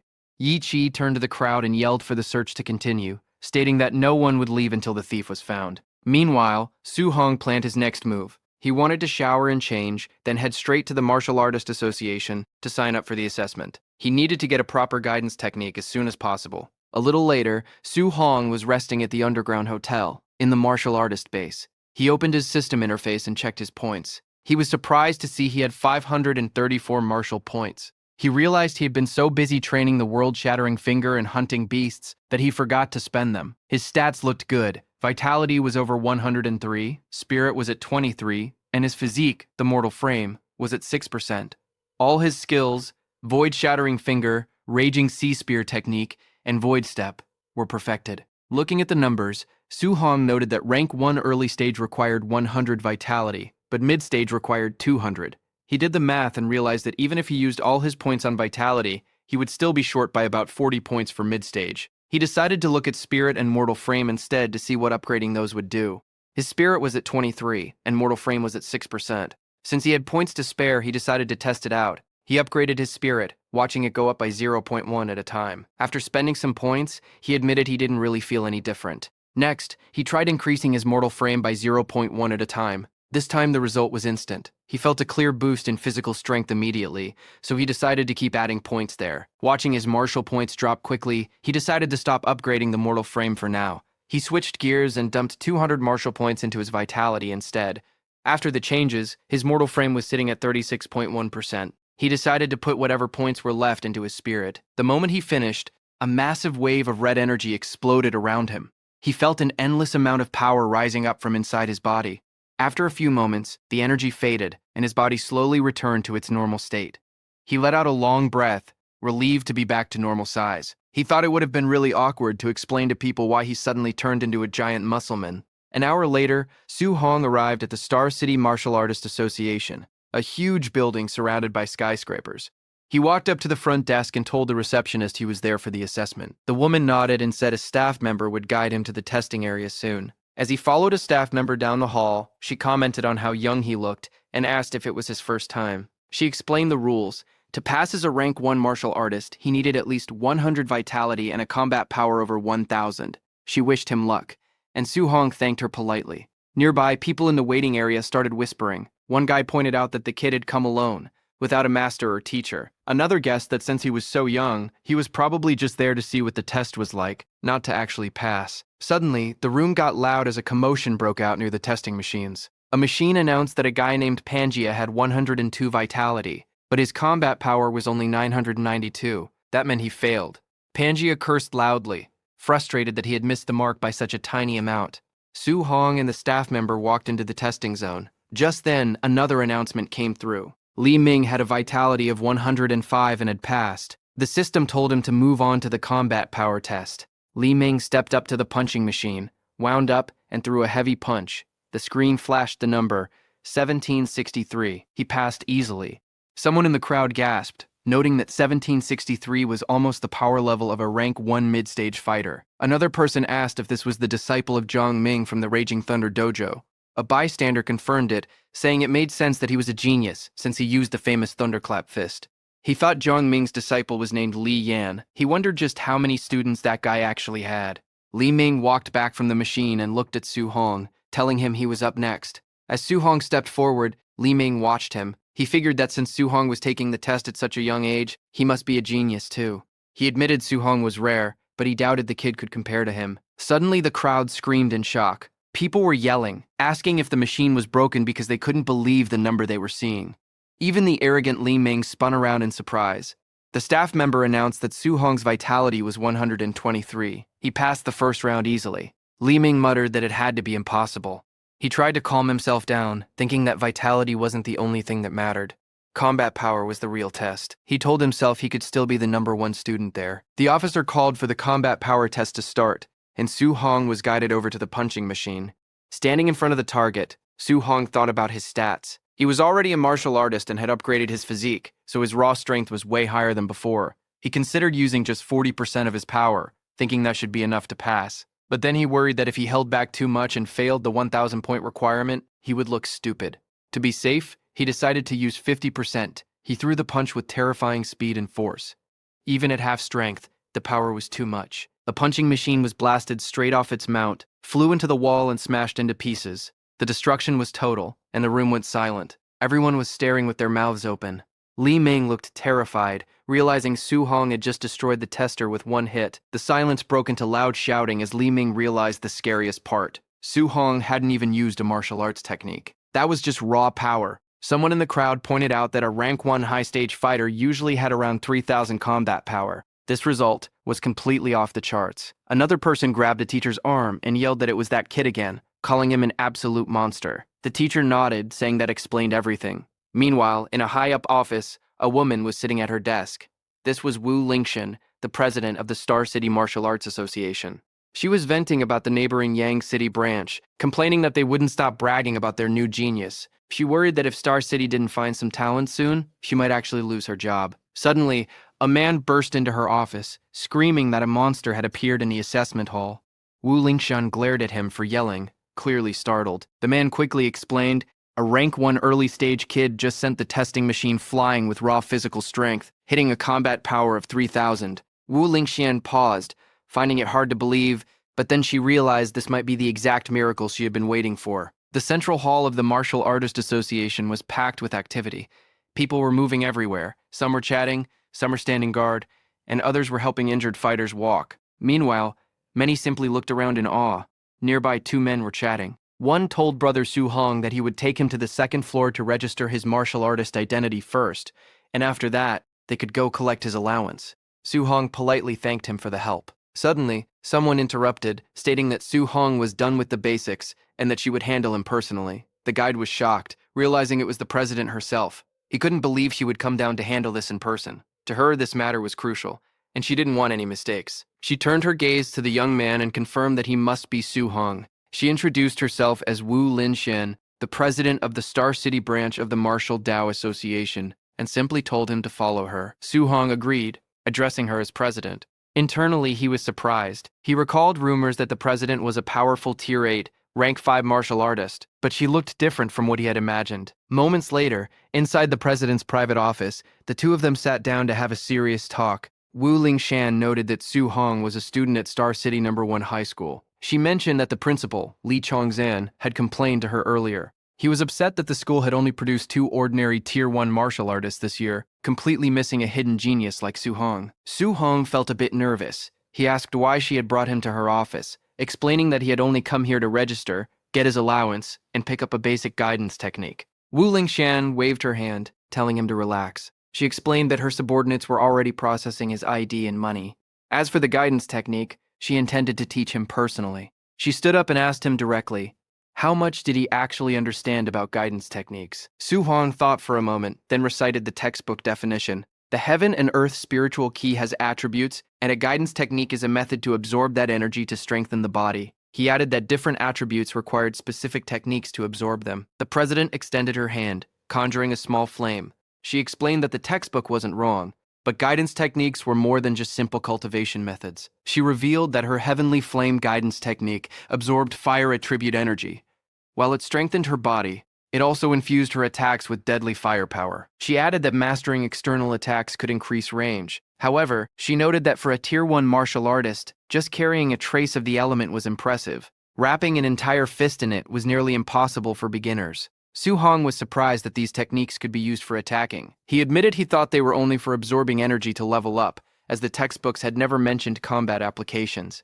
The president continued her lesson. The spiritual key had 7 attributes: metal, wood, water, fire, earth, thunder, and wind. While each had pros and cons in terms of pure destruction, thunder was first, metal was second, and fire was third. However, you couldn't just pick any element. It depended on your natural compatibility. Su Hong nodded, realizing now that a martial artist was limited by their own body's affinity. The president agreed and pulled out a crystal ball to test his compatibility. She explained that the more it glowed, the higher the affinity. Ordinary martial artists usually only had around 20 to 30%. She mentioned that her own affinity was around 80%, which was considered elite. However, she believed a genius like Su Hong would definitely exceed 90%. As the flame vanished, Su Hong took the crystal ball. He thought about how President Wu had become a Tier 5 master so young. She was a true genius. If she was only at 80%, reaching 90% himself would be absolutely incredible. Suddenly, the crystal ball began to shine, growing brighter and brighter until it was blinding. The president gasped, exclaiming that it was full. She hadn't been expecting this at all. She announced that Su Hong's fire attribute compatibility was a perfect 100%. She stared at him intensely and asked if he understood what that meant. She stepped closer, full of praise. Su Hong admitted he didn't know the significance. The president explained that this meant he could absorb 100% of the fire attribute energy without wasting a single drop. She explained that with her 80% compatibility, she lost 20% of the energy during absorption. Yet, even with that loss, she had become a Tier 5 martial artist and the president of the association. She pointed right at his face, declaring that his future would definitely surpass hers. Su Hong sweated nervously. The president marveled that she had never expected a small place like Star City to produce a monster comparable to the elites from the imperial capital. While she spoke, Su Hong thought that the fire attribute was nice, but he actually preferred thunder. He thought that if only he had high compatibility with thunder, that would be perfect. Suddenly, the crystal ball lit up again, but this time it crackled with intense thunderous energy. This new development shocked the president even more. Su Hong looked at the ball and noted that his thunder attribute compatibility also seemed to be 100%. The president was completely speechless. She stood there stunned, wondering if she was hallucinating. Thunder and fire dual attributes at 100%? She could only conclude that this boy was a complete monster. Then the glow shifted again. Su Hong added that his wind attribute compatibility also seemed to be 100%. The president stared in disbelief, wondering how something this outrageous was even possible. A few minutes later, she slumped back onto the couch, totally defeated. While Su Hong quietly watched her spiral into shock and panic, she muttered that this wasn't right. Every single element was full, all at 100%. She convinced herself she must be dreaming. She reflected that she once considered herself a top-tier genius. After all, a 30-year-old Tier 5 martial artist was incredibly rare. But after meeting someone who defied all common sense, she realized she was just an ordinary person in comparison. She realized that only another monster could ever hope to understand or defeat a monster like him. She muttered to herself about existences that ordinary people simply could not comprehend. Su Hong broke the silence, noting that all 7 attributes were at 100%. He complained that if he only cultivated thunder and ignored the other 6, it felt like a huge waste. It was actually quite distressing for him. He then boldly asked the president if she could just give him the guidance techniques for all 7 attributes. The president fell silent. She eventually explained that human energy was limited. No matter how high his talent was, it was best to focus on 1 or 2. She warned him that someone in the past had tried to cultivate all 7 at once, and after decades, that person was still stuck as a Tier 1 martial artist. Su Hong insisted that he couldn't decide right then. He wanted to try cultivating all of them first and pick a focus later. The president reluctantly agreed but warned him seriously. He absolutely must not squander his God-given talent. Then she changed the subject, asking if his school's monthly exam was coming up soon. Su Hong nodded yes, asking why she wanted to know. The president explained that friction in the all-heavens battlefield was intensifying. The great war between the 10,000 races and humanity could erupt at any moment. Because of this, nations were pouring resources into a special genius training camp. She wanted to recommend Su Hong for it, but there was a condition. He had to take first place in his school's monthly exam. If he succeeded, she would secure his spot. Su Hong thought about the War of the 10,000 Races. He remembered the conflict that had happened over a decade ago. He recalled losing all his relatives except his uncle and aunt when he was young. He told the president he understood and would work hard. In his heart, he vowed to never let that tragedy happen again. He had to become strong enough to protect his family. That night, back at home, Su Hong excitedly announced to his uncle and aunt that he had become an official martial artist. He proudly displayed his new credentials. His uncle and aunt started crying tears of joy. They exclaimed that little Hong had really succeeded. His aunt added that he had truly made something of himself, and she was so proud of his capability. Su Hong revealed that a Tier 1 martial artist got a monthly allowance of $10,000, so his uncle didn't need to work so hard anymore. His uncle smiled, saying that little Hong was now the pillar of the family, and he would listen to whatever he said from then on. Su Hong silently promised himself that from this moment on, he would carry the weight of the entire family on his shoulders. Later that night, alone in his room, Su Hong sat down to meditate intensely. When he snapped his eyes open, they were glowing with a deep red light. He clenched his fist, and smoke slowly drifted out from his fingers. He wondered if this was the basic level of the guidance technique. It seemed weak. He questioned why it felt like it had no power at all. Then he noticed a new entry on his system panel. The guidance technique had appeared, confirming he had successfully learned it. Checking the status details, he saw it was currently at level 1. He started wondering, could guidance techniques be leveled up like skills? President Wu had never mentioned this. If these techniques had levels, she surely would have told him. A sudden realization hit him. What if he was the only one who could level them up? What if he could solo level his cultivation technique? Su Hong stared intently at the glowing blue panel in front of him. He wondered how to upgrade his guidance techniques and whether they improved in the same way as martial value. As he touched the window, a red warning flashed. Insufficient martial value. Su Hong sighed. He decided to cultivate the other guidance techniques first and figure out how to earn more martial value later. He sat cross-legged on the rooftop, surrounded by books. Flames of spiritual energy burst around him, lighting up the entire area. Hours later, Su Hong's meridian showed 7 glowing points of spiritual chai. Each point represented a different technique, such as thunder, water, marsh, thick earth, and spirit wind. The 7 different attributes pushed against one another. Su Hong gritted his teeth, sweat pouring down his face. He finally understood why President Wu had said that a genius cultivating 7 techniques could remain at Tier 1 for decades. He continued to channel the power, trying to control the energy as flames rose around him. He noticed that, although all 7 types of qi existed in his body, he could only use one at a time. A ball of fiery qi formed in his hand as he breathed heavily. The flames swirled in his palm. He realized that if he forced a second attribute, the forces would collide and cause a violent explosion. A huge blast of energy shook the rooftop, making both attributes disappear. Su Hong narrowed his eyes. Could thunder and fire not be combined? Their natures felt similar, so why did they reject each other? He tried again. Lightning and fire sparks wrapped around his fingers. When the forces touched, another explosion burst out, scattering the energy. Sweating heavily, Su Hong clenched his teeth and refused to give up. He yelled and tried one more time. Flashes burst from the rooftop all night as he attempted to fuse the attributes. By dawn, the building still glowed faintly from the sparks of Su Hong's non-stop training. He was breathing heavily with sweat running down his face. He told himself he just needed a little more. Lightning and flame flickered in his hand. He stared at them, insisting he only needed a tiny bit more. Gritting his teeth, he shouted for the power to fuse. Lightning and fire wrapped around his arms as he forced the energies together. A bright flame exploded in his palm. After trying all night, he had finally succeeded. He looked at the flame with relief. Straightening his clothes, he decided it was time to go out and test the power. At Star City's Citizen Martial Arts Square, a large plaza with a clock tower, training robots stood ready. Su Hong stood before a spider-shaped combat tester. He noted that he had switched to a Tier 3 tester, hoping this one wouldn't break. Remembering that 50% power had reached 3,000 previously, he decided to try 30% power first. He struck with his glowing fist. The result went above 2,300. He was surprised. At 30% strength, it should have been around 1,800, but it had increased by 500. He looked at the lightning in his hand. The power of thunder alone was already very strong. Then he clenched his fist to aim. He wondered how strong the fused thunder and fire would be, and then released the combined force. His punch smashed into the tester with overwhelming speed and power.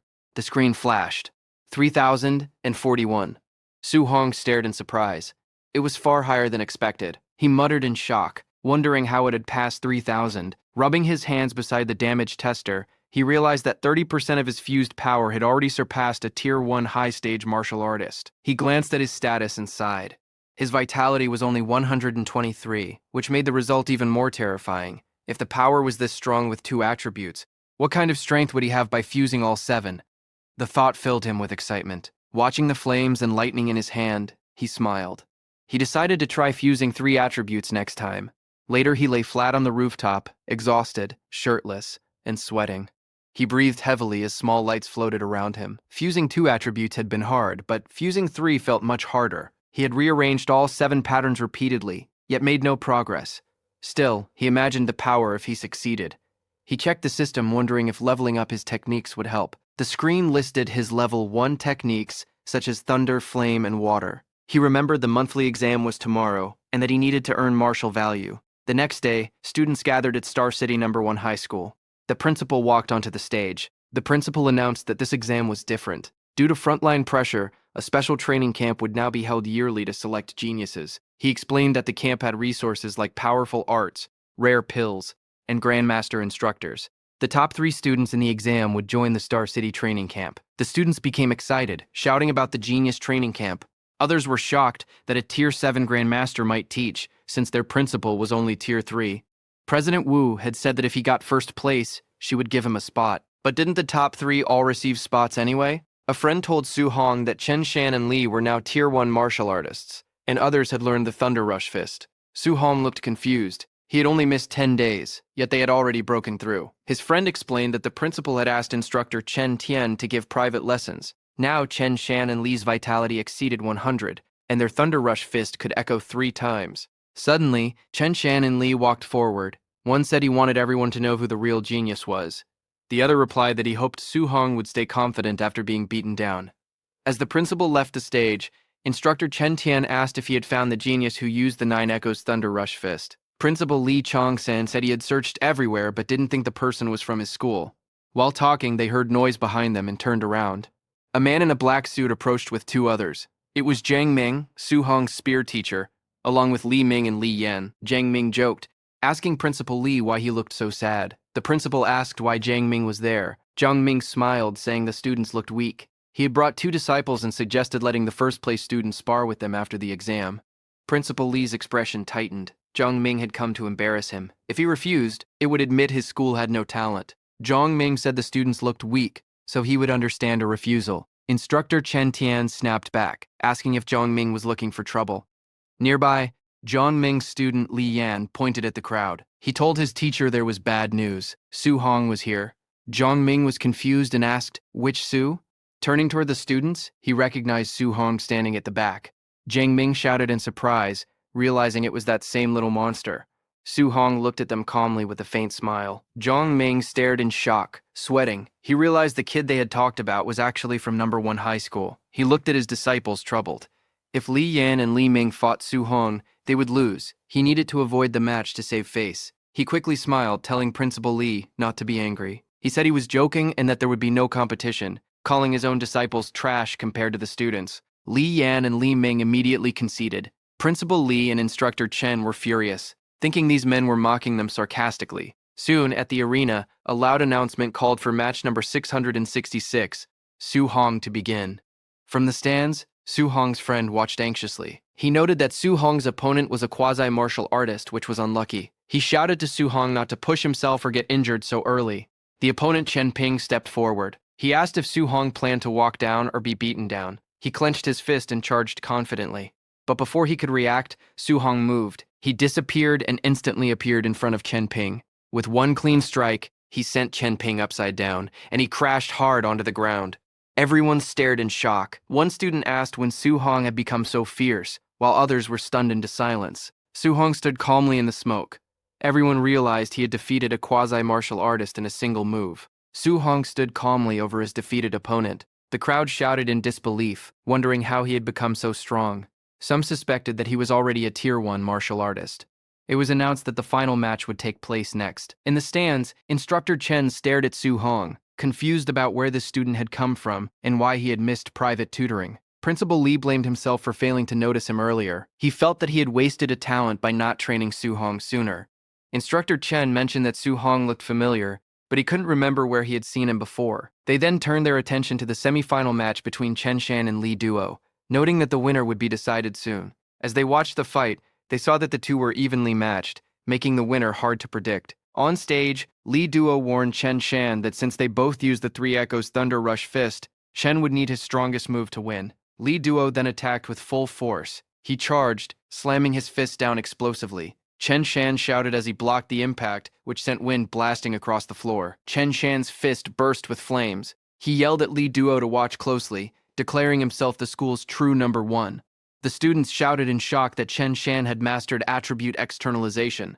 They recognized the powerful fire attribute, which was second only to thunder. Lee Duo stepped forward with a smirk as energy flowed like water around his arm. He scoffed, saying that attribute externalization was nothing special. The students gasped again when they saw that Lee Duo had also externalized his attributes. His was metal, which was even stronger than fire in combat. Metallic chains swirled around Lee Duo's fists as he dashed ahead to attack. His punches echoed 5 times.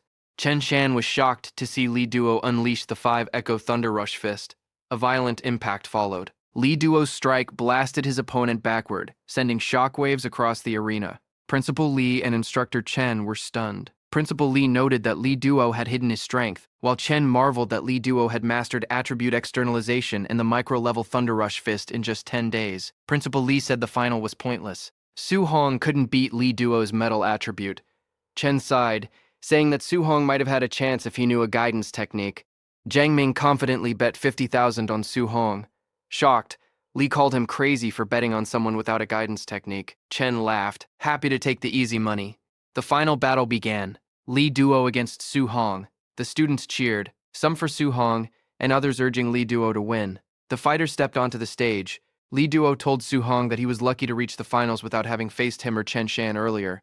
Su-hong remained calm. After hunting beasts, these students seemed weak, but Lee Duo finally looked like a worthy opponent. Lee Duo grinned, calling Su-hong the second strongest. Su-hong simply asked who the first was. Lee Duo stomped the ground, declaring that he was naturally number one. He attacked, claiming that one move would show the huge gap between them. The students panicked when they saw Lee Duo use the 5 Echoes Thunder Rush Fist immediately. They feared it was already over for Su-hong, but Su-hong's eyes glowed with golden light as power built up inside him.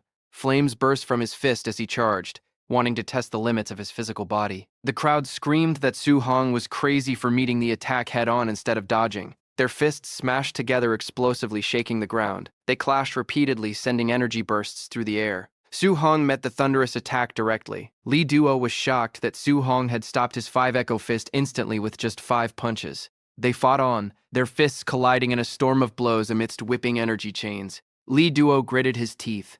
Every punch from Su-hong felt overwhelmingly heavy, like fighting a monster. In the stands, a teacher exclaimed that Su-hong was evenly matching Lee Duo without using any martial skills. His friend shouted that Su-hong's strength was terrifying. The officials were stunned. Chen guessed that Su-hong had a special physique. Principal Lee laughed, proud that the school had produced such a genius. However, Chen noted that despite Su-hong's strength, Lee Duo's condensed attribute still gave him the edge. The clash sent both fighters sliding back. Su-hong steadied his flaming fist while Lee Duo was forced back several meters. Angry, Lee Duo shouted that he would win. Blue lightning surged around his arms as he powered up. He lunged, his fists wrapped in energy chains, demanding that Su-hong accept defeat. Su-hong realized that Lee Duo was no longer holding back and was attacking at full power. Since Lee Duo had gone all out, Su-hong decided to show some respect. Flames burst from his fist as he sprinted to meet the attack. Lightning burst across the arena. Lee Duo yelled in shock, realizing that Su-hong could also use attribute externalization. Principal Lee and Instructor Chen trembled as golden lightning filled the arena, leaving them speechless. They were stunned that Su-hong had mastered the Thunder Guidance technique. Chen explained that a special physique combined with the Thunder attribute made him terrifying. Su-hong and Lee Duo clashed again, causing lightning and chains to explode everywhere. Lee Duo realized with alarm that Su-hong's Thunder attribute was stronger than his own metal attribute. Lightning coiled around Su-hong. He told Lee Duo that since he had revealed his ultimate move, he would answer properly. Su-hong's eyes glowed gold. He announced his ultimate move and charged, using the Thunder Rush Fist. His strike landed explosively. The impacts echoed rapidly, driving Lee Duo back as 9 echo bursts blasted across the arena. 9 echoes? Impossible, Lee Duo shouted. Blood burst from his mouth as he crashed to the ground. Su Hong stood over him, thunder still crackling around his fists. The students fell silent, their faces frozen in pure shock. Someone finally asked if he had won. Excitement erupted as they realized Su Hong had reached the perfect realm. 9 echoes, surpassing even the teachers. Instructor Chen stuttered in disbelief. Principal Lee trembled, declaring that Su Hong was not just a genius but the dragon of Star City High. Chen wiped his sweat, imagining how devastated the other geniuses in the training camp would be when facing a monster like Su Hong. As Su Hong walked away, Chen admired him. He said, "A golden carp transforms into a dragon when it meets the wind. Star City is too small for him." Principal Lee agreed. He predicted that Su Hong would rise like a dragon, shining brightest in the imperial capital and on the battlefield of 10,000 races. Su Hong arrived back at his cramped apartment building just as the sun was going down. Inside, the mood was warm as Su Hong's uncle served a simple dinner. Su Hong said he was home, and his uncle immediately asked how the exam had gone that day. Smiling, Su Hong told them he had taken first place in the monthly exam. His uncle was shocked and overjoyed, while his auntie realized that this ranking meant he could finally go to the special training camp he had mentioned before. Suddenly, loud knocking on the door interrupted their celebration. A woman's voice shouted rudely from the hallway, demanding to know if this was Su Hong's house. Su Hong opened the door, looking confused, while his uncle and aunt peeked out nervously from behind him to see who the stranger was. A wealthy-looking woman stood there wearing expensive clothes and jewelry. She introduced herself as the mother of a student named Lin Nian. She explained that since only the top 3 students could enter the training camp and her son was ranked 4th, she had come to convince Su Hong to give up his spot. She arrogantly held out a stack of cash, offering Su Hong 30,000 to drop out so her son could take his place. Su Hong and his family just stared at her in silence, looking more confused than tempted by the sudden bribe. Seeing that the money didn't work immediately, the woman grew furious. She switched to intimidation, shouting that the competition in the camp was extremely cruel and that people could actually die there. She looked down on their poverty, sneering that with their poor family background, giving up early was for his own good. She claimed other students had high-grade pills and resources that he couldn't afford. Her harsh words terrified Su Hong's auntie. She looked at her nephew with fear in her eyes, asking if what the woman said was true, and if it was really that dangerous. Su Hong's uncle placed a hand on his wife's back to calm her down, while Su Hong stood there silently. Finally, the uncle looked at Su Hong with a serious, sweaty face, asking if Su Hong could truly guarantee his safety if he went. Su Hong stepped forward confidently, declaring that he could guarantee his own safety. The rich woman scoffed, asking the uncle if he really believed the promise of a child. However, the uncle immediately defended his nephew. He shouted that he trusted Su Hong because he was an adult now, and he certainly wasn't going to trust a stranger over his own family. Defeated, the woman was forced to leave, and the door slammed shut behind her. Outside in the hallway, she was furious. She looked back at the apartment and cursed them, shouting that they were just waiting to be eliminated from the training camp. Inside, things calmed down. Su Hong's uncle asked if Su Hong had hidden the danger of the camp from them on purpose. Su Hong tried to reassure them that it was fine. His uncle smiled broadly and gave him a thumbs up. He admitted that he was a simple man, but he understood that if Su Hong had the determination to face such difficulties, the family had to support him fully. Suddenly, his aunt slapped his uncle on the back to break the tension, surprising both Su Hong and his uncle. She told him they didn't care about his ranking, they only wanted him to stay safe. Su Hong smiled warmly and nodded, relieved to have their blessing.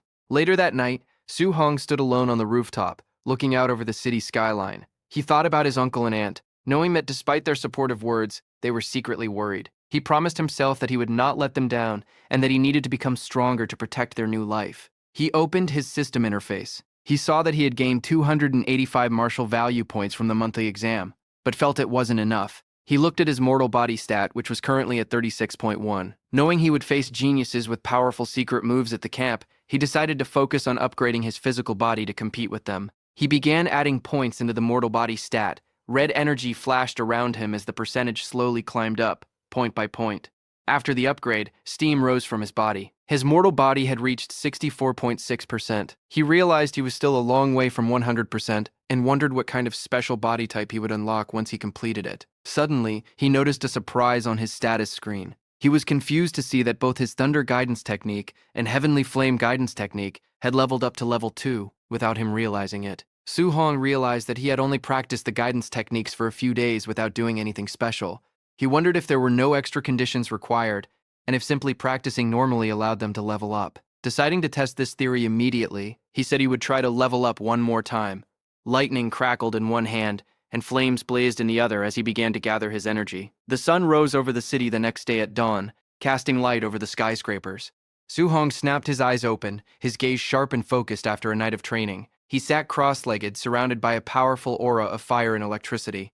His hard work had paid off. A message appeared, confirming that both his Thunder Guidance Technique and Heavenly Flame Guidance Technique had successfully upgraded to level 3. He checked his status panel with satisfaction. He saw that not only had the techniques leveled up, but his vitality had also increased by 3 points, reaching 126. He considered this an unexpected bonus. His mortal body progress sat at 64.6%, and he had used up all his martial value.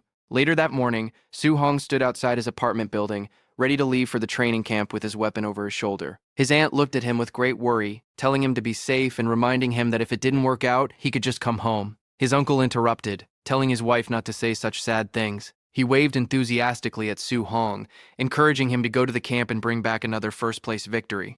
Su-hong smiled, agreed, and turned to walk away. As Su-hong walked down the empty street, his uncle's brave act began to break. He stood there trembling, watching his nephew's back. Tears ran down the uncle's face as he finally let his emotions show. His aunt joked with him, asking if he wasn't just as worried as she was. The uncle admitted he was, but he had held it in because he was afraid that if he showed his fear, Su-hong would worry about them. As Su-hong walked down the street carrying his weapon, his senses picked up something approaching. He looked up just as a red sports car sped around the corner and screeched to a stop right next to him. The window rolled down to reveal President Wu Lingxian wearing sunglasses. She simply ordered him to get in. Soon they were speeding down the highway. Su-hong asked the president why she had come for him personally. Wu Lingxian kept her eyes on the road and explained that she had some important reminders about the training camp. She turned to him, her expression serious, and revealed that as the president, she knew the details of the other participants. She warned him that among the students, there were a few monsters who were already Tier 1 high-stage martial artists and were very close to reaching Tier 2. She emphasized that these monsters had martial skills that were at least B rank. Su-hong listened and thought about the situation. He knew that a Tier 2 martial artist required 200 vitality points, which was a big gap. However, he wasn't afraid. He thought to himself that even if they had B-rank skills, his system would allow him to learn those high-level skills quickly. Wu Lingxian continued, telling him that while his talent was the best she had ever seen, he lacked the resources that the other wealthy students had. She comforted him, saying that even if he faced failure in the camp, he shouldn't feel bad because surpassing them was only a matter of time for him. Su-hong smiled with genuine confidence and thanked her, calling her sister Wu. Wu Lingxian watched him silently. She noted that even though he knew his stats and skills were currently lower than the others, he remained completely calm. She thought to herself that she didn't need to worry about his mindset causing any problems. The black van carrying the students made its way along the scenic roads of the Tianlin Mountains. Inside, the students were panicking. Li Duo and Li Ming were shocked to learn that the camp was located in a place famous for fierce beasts. President Wu Lingxian tried to calm them, explaining that a grandmaster was presiding over the camp, so their lives were not in danger. Su-hong sat quietly analyzing the situation. He knew that this mountain range spanned multiple cities and held dense spiritual energy, but it was also home to beast kings comparable to Tier 7 grandmasters. It was a place governed by the law of the jungle, where beasts fought cruelly. The danger was high. Even a standard Tier 2 martial artist would not dare to tread here easily. As the car sped through the forest, the local wildlife began to take notice. From the shadows, the glowing red eyes of bears and monsters glared at the intruders. Sensing the killing intent from the woods, Li Duo and Li Ming sweated nervously, fearing that a beast might suddenly attack their vehicle. However, Su-hong felt excited. He realized that the camp competition would be as cruel as the beast's slaughter, and he actually liked that intense feeling. Eventually, they arrived at the campsite and joined the gathering crowd. Standing there, one student wondered aloud how strong the other participants would be. They saw a group of intimidating young martial artists with serious expressions, all radiating power. Facing the pressure from these rivals, Li Duo and Li Ming stood in awkward silence. Su-hong rallied his companions, flashing a confident smile to signal that it was time to move. With his weapon over his shoulder, he marched forward with Li Duo and Li Ming. However, a hand abruptly blocked their path. An official in a suit said they had to wait for everyone before the camp entrance assessment began, which surprised the students, who hadn't expected a test so soon. Su-hong noticed the remaining participants arriving. He watched with annoyance as luxury cars drove through the mud, thinking about how wealthy families made everyone wait. Bodyguards opened the doors of the expensive vehicles, and the atmosphere shifted immediately. 3 prominent figures stepped out, drawing admiration. Students whispered about Xiaoyan, an orange-haired woman, Lin Xingwei, dressed in white, and Wang Tiantou, the city lord's muscular son, known as the barbarian god. The elites walked with superiority while ordinary students parted ways to let them pass. As they took their places, the tension in the air increased. Su Hong recognized them as the geniuses the president had mentioned, but instead of fear, he was eager to see their skills. The assessment began with the official addressing the assembled students. He announced that the true training camp was 30 kilometers deep within the Tianlin Mountains. To enter, each student needed a special token. These tokens had been surgically placed inside local beasts, meaning they had to hunt to earn their place. This caused anxiety. Li Ming and Li Duo whispered nervously, realizing that a 30-kilometer journey was dangerous. Deep in the mountains, a single mistake with high-level beasts could be fatal. Su Hong remained unfazed. He saw the 8-hour limit as a chance to kill extra beasts and earn more martial value. One student asked what would happen if they met a beast beyond their level. The official coldly replied that they would be eliminated, though a rescue team would save them from death. The crowd protested that the rules were unfair and relied on luck, risking the strong being eliminated by a chance encounter. The official snapped. He said, "The world isn't fair," comparing their complaints to protesting on the real all-heavens battlefield. He shouted that the battlefield's rules were simple: avoid risks, bully the weak, and use numbers. If they feared strong beasts, they needed more caution. A young man in a suit agreed with the official. He sneered at the complainers, calling them trash and telling them to quit if they were afraid. This provoked a rugged student, who challenged him. The man in the suit called him a coward and threatened to cripple him. The official interrupted, stating that violence was banned at base camp, but allowed in the mountains. Snatching tokens or attacking others was acceptable. The 2 students glared at each other, marking one another as future targets. Su Hong realized the camp encouraged fighting. He guessed that half the people would be eliminated early. A new opportunity crossed his mind. If fighting was encouraged, this assessment was a gold mine. Fighting these geniuses could be a great way to obtain martial value. The official cut the discussion short and pressed a button to start the test. Instantly, the students erupted into a frenzy, charging into the forest, determined to pass. In the woods, the man in the suit pursued the rugged student, taunting him and promising to send him home. They squared off, channeling energy into their fists for a decisive blow. Their attacks clashed, sending a shockwave through the trees. A furious exchange followed, with energy beams lighting up the forest as they fought. From a high branch, Su Hong observed the battle critically.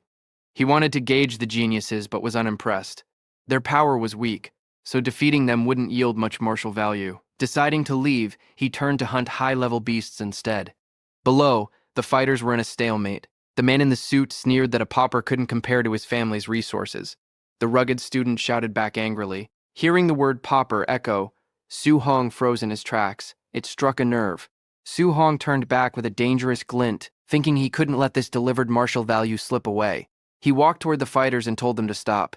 Carrying a wooden club, he casually suggested that they should play with him instead. Infuriated, the man in the suit called Su Hong a pauper and threatened him, while the other student asked why he interfered. Su Hong smirked, explaining that he didn't want them to stop fighting completely. He proposed they join forces against him. Insulted, the rugged student abandoned his opponent and rushed at Su Hong. Su Hong countered with a brutal knee strike to the stomach, sending the student flying. The student gasped in pain, landing in a heap.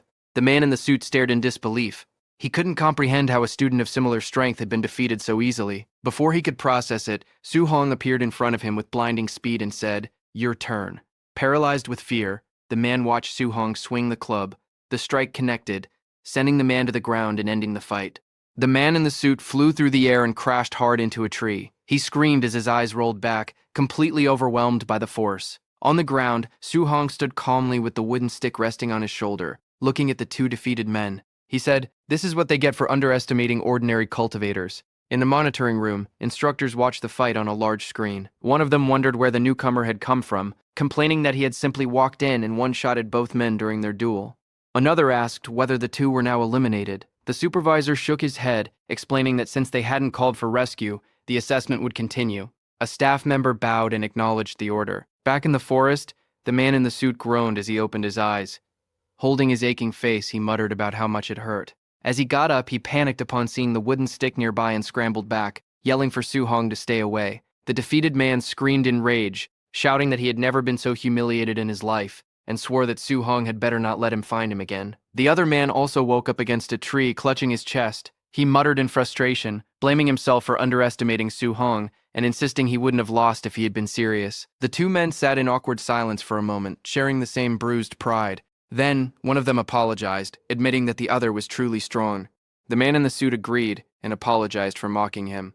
They shook hands as their hostility faded. Soon, they walked through the forest side by side, like brothers. They agreed to find Su Hong and get revenge, with the man in the suit determined to hit him with the stick to vent his frustration. Meanwhile, Su Hong sprinted through the forest with a spear in hand, leaving trails of blue energy behind him as he ran. His eyes narrowed as he sensed movement ahead. Though his expression was calm, he knew trouble was coming. Moments later, a herd of giant tusk boars burst from the trees, their red eyes glowing as they charged. Su Hong complained that it was another group of low-tier boars, wondering how many he had already encountered in the beast-filled mountain range. The boars snorted and kicked up dust as they approached, their massive tusks cutting through the air. The herd roared in unison and rushed straight at him, their steps thundering across the ground. As they approached, Su Hong's eyes sharpened with a golden flash, his focus intensifying. Instantly, golden lightning erupted around him. He swung his spear in a wide arc, and glowing lines of lightning cut through the charging boars, lighting up the area. With golden light wrapping around his arm, Su Hong's spear slammed into the boars, sending them crashing to the ground amidst dust and shockwaves. After the fight, Su Hong stood among the fallen beasts as system screens displayed his martial value points. He noted that since he had become stronger, the points he earned from weaker beasts had greatly decreased. Sighing, he said he needed to hurry and find a token, then began cutting open a boar's stomach with his spear. Searching the bodies, he muttered that the previous dozen low-tier beasts he had killed had no tokens. Hoping this batch was different, he searched each boar one by one. Every corpse was empty. As he had expected, there were no tokens. He concluded that only higher-level beasts must carry them. Half an hour later, he was dashing swiftly through the forest again, his spear cutting through the wind. As he ran deeper, he recalled how he used to find over 10 low-level beasts per hour in this area. Now he couldn't find a single one. Suddenly, a roar shattered the silence. A massive black tiger with glowing red eyes leaped from the trees, pouncing at him with incredible speed. Su Hong's eyes glowed blue, and he smiled, recognizing the creature. He had finally found a Tier 1, upper stage Dark Knight black tiger. Blue energy gathered at his fingertips, swirling and brightening before it burst outward. He thrust his glowing finger down, and a piercing blue beam shot into the tiger, splitting the ground beneath it. The Dark Knight black tiger roared in pain, spraying blood from its wide-open jaws. The tiger crashed to the ground, cracking the earth. It twitched and struggled as dust scattered around it. Without slowing, Su Hong gripped his spear and lunged forward at an incredible speed. Spinning through the air, his glowing spear struck the tiger's head. Blue energy exploded outward, and the beast roared one last time before dying. A screen showed he had earned 35 martial value points. He commented that with his current strength, killing a high-tier beast like this was as easy as breathing. He crouched beside the corpse and began searching, hoping the high-tier tiger had a token inside. After cutting it open, he paused, then pulled out a blood-covered token. He laughed softly, confirming it was inside the high-tier beast. It had taken him nearly 3 hours to find just one token. Holding the token, Su Hong considered his encounters. Low-tier boars were everywhere, but high-tier tigers only appeared every half hour. He realized the deeper he went, the stronger but rarer the beasts became. He glanced at the tiger's corpse. High-tier beasts gave more points, but finding only one every 30 minutes was inefficient. Hunting the more numerous low-level beasts would earn him points faster. Gripping the token, he smiled. He decided to focus on quantity over quality for earning points. He continued on, determined to use the remaining 5 hours to gather enough points to max out his mortal body progress. As he walked on, he came across a blood-soaked clearing filled with the torn-apart corpses of deer. The ground was also littered with the corpses of boars he had killed. As Su Hong killed another boar with his bare hands, a massive bear with glowing red eyes lunged at him, swinging its claws down. He dodged the sudden attack with incredible speed, spinning to the side. Flames wrapped around his fist as he charged, noting that after killing dozens of low-tier beasts, he had finally found a mid-tier one. His fiery punch shot forward like a cannon, blasting the bear into the air and through the forest. The bear slammed into a rock wall, roaring in pain and coughing up blood as it struggled to get up. Reflected in the bear's trembling eye, Su Hong was already leaping in for another strike. He slammed his fist down, driving a beam of fiery energy into the bear's head as the impact sent shockwaves through the ground. The force dragged the bear across the ground until it crashed into a large tree, snapping the trunk. As the dust settled, Su Hong stood covered in blood and dirt. He calmly noted that with his mortal body over 60%, He could kill mid-tier beasts with physical strength alone. A system panel appeared, showing his stats and 254 martial value points. He needed just over 100 more to max out his mortal body progress, which was currently at 64.6. The panel also displayed his level 3 guiding arts and his martial skills, all in a perfect state. Tightening his grip on his weapon, Su Hong knew he had to use the remaining 3 hours to gather the rest of the points he needed. Before he could move, a deafening roar echoed through the trees. Su Hong froze, sweat on his face as the noise echoed. What was that sound? He wondered. Suddenly, a massive shadow fell over him. A gigantic golden bird with glowing wings descended, swirling leaves and wind. As its golden feathers shone like fire, he realized it might be the legendary Golden Rock Beast King. The beast screeched and dived, its body wrapped in blazing energy. The force of its descent tore through the forest, sending out violent shockwaves. Su Hong braced himself, gripping his spear as the wind roared around him. The Beast King's power was terrifying. A single flap of its wings had created this devastating shockwave. A violent crash echoed as a massive tree split apart, its trunk snapping under immense force. Su Hong leaped onto a broken stone as a shockwave rushed past. The wind roared around him while he steadied himself, looking toward the sky and wondering what kind of beast could cause such destruction. Pressed against a cliff, with sweat on his face, he admitted that he had grown complacent. Faced with such overwhelming power, he realized he was nothing more than an ant compared to top-tier experts. Then his eyes widened as he saw something else approaching high in the air. The Golden Rock Beast King hovered on spread wings. A second figure approached, also shining with golden light. It was rank 7 Grandmaster Qin Tianlei, wrapped in a fierce, flaming aura. He announced himself as Qin Tianlei, stating that he was borrowing the territory and asked the Beast King why it had returned. The Golden Rock Beast King swooped down, claws extended, and shouted that it had never agreed to lend its territory. Qin Tianlei shot forward like a golden firestorm, yelling that he would beat the Beast King until it agreed. The two forces collided in midair. The rock beast's wings flashed gold as it twisted. Qin Tianlei's punch exploded against its feathers, and the beast beat its wings again with a sharp cry. Light spiraled around it, forcing Qin Tianlei back with a shockwave. He steadied himself, irritated by the noise, and yelled. The rock was too noisy. He rushed in again. A rapid series of impacts followed. Explosions of golden force repeatedly struck the beast, lighting up the sky as they clashed violently in midair. Qin Tianlei's punch smashed into the Beast King's head, sending feathers and blood scattering. The impact forced the massive beast backward.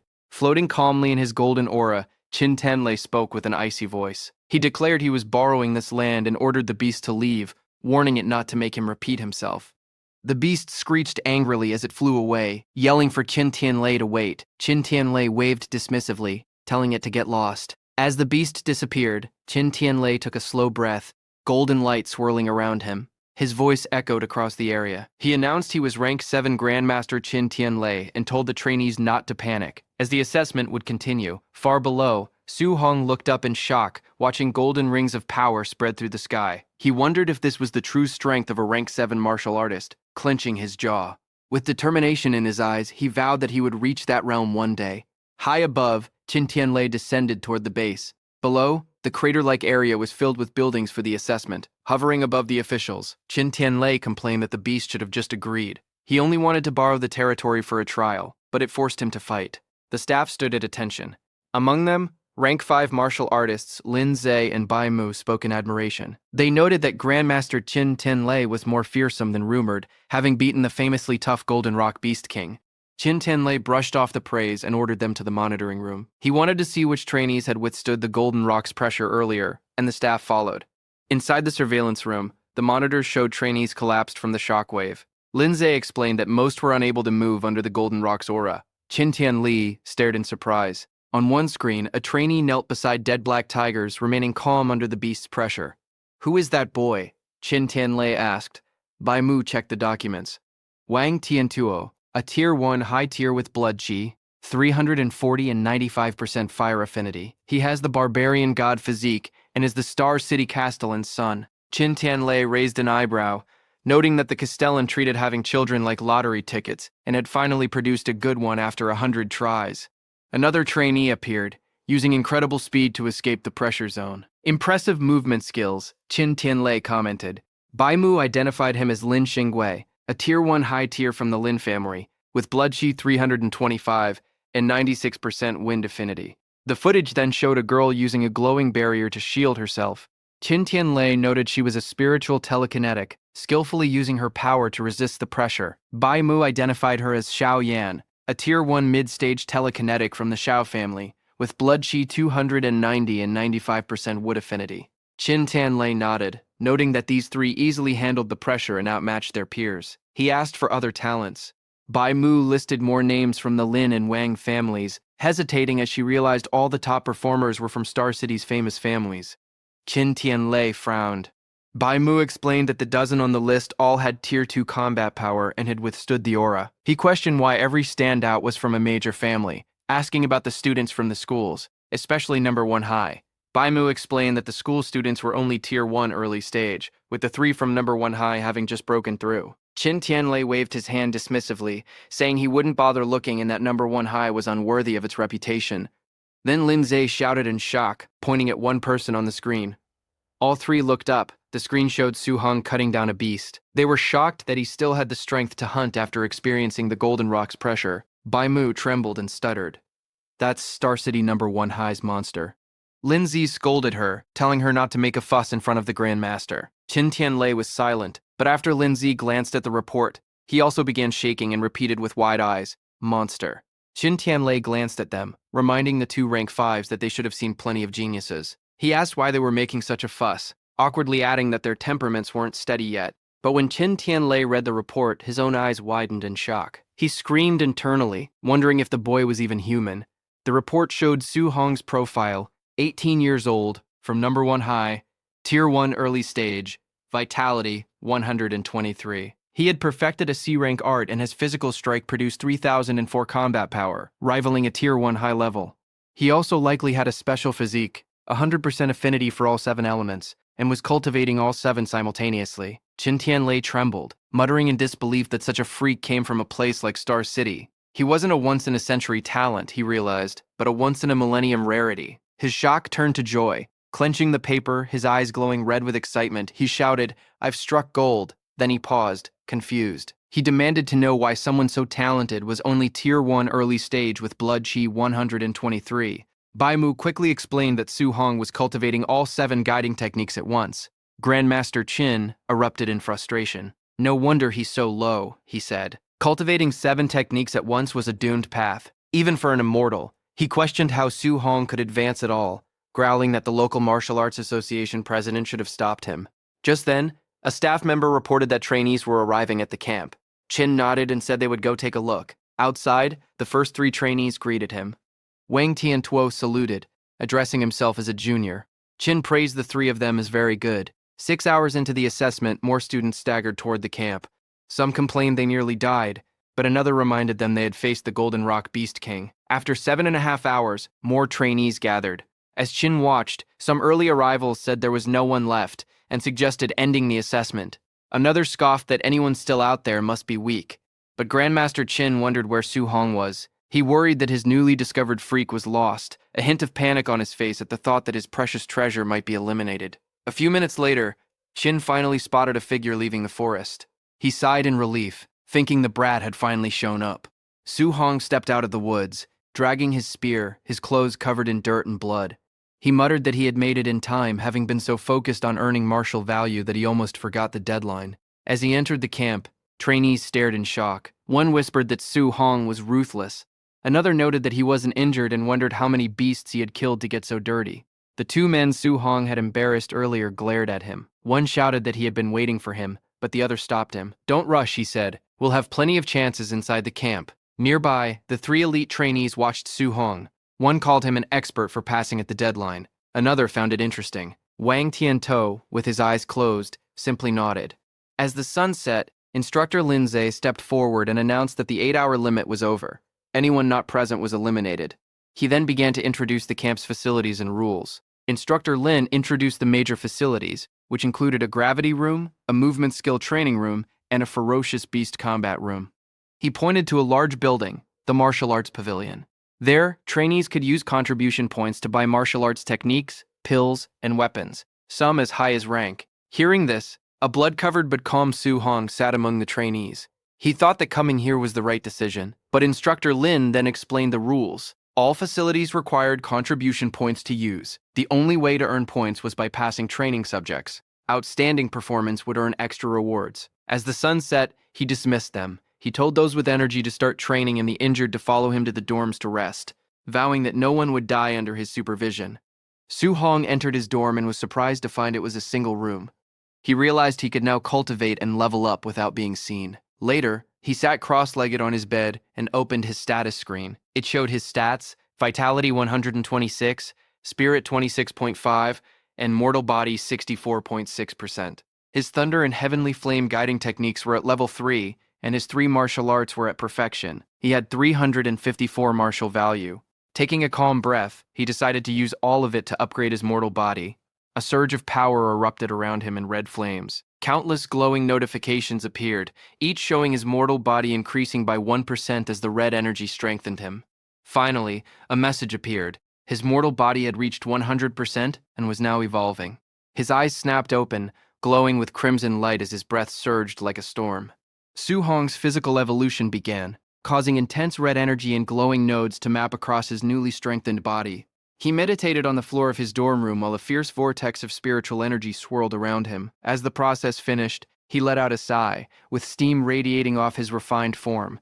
Inspecting his physique, he was amazed by the sheer overwhelming power that his physical body now possessed. His system interface appeared, revealing that he had unlocked the Overlord body, which the system described as the existence with the strongest physical strength in the world. He noticed that the physique was currently at spirit rank 0%, meaning it could still be upgraded. This left him wondering what kind of heaven-defying form it might evolve into next. Eager to test the limits of his extraordinary new body, he grabbed his jacket and his black spear. However, the moment he gripped the spear's shaft, the metal crunched and cracked under his hand. He stared at the weapon in shock, realizing that his casual grip was now strong enough to snap a highly durable C-rank alloy. He briefly panicked, lamenting that C-rank spears were incredibly expensive, and that he had just ruined a fortune. Fortunately, he quickly remembered that he had actually looted this spear for free during his time in the wilderness. Knowing his old equipment could no longer handle his strength, he decided he must gather camp contribution points as soon as possible to exchange for an A-rank alloy spear. Striding confidently out of his room into the hallway, he planned his next move,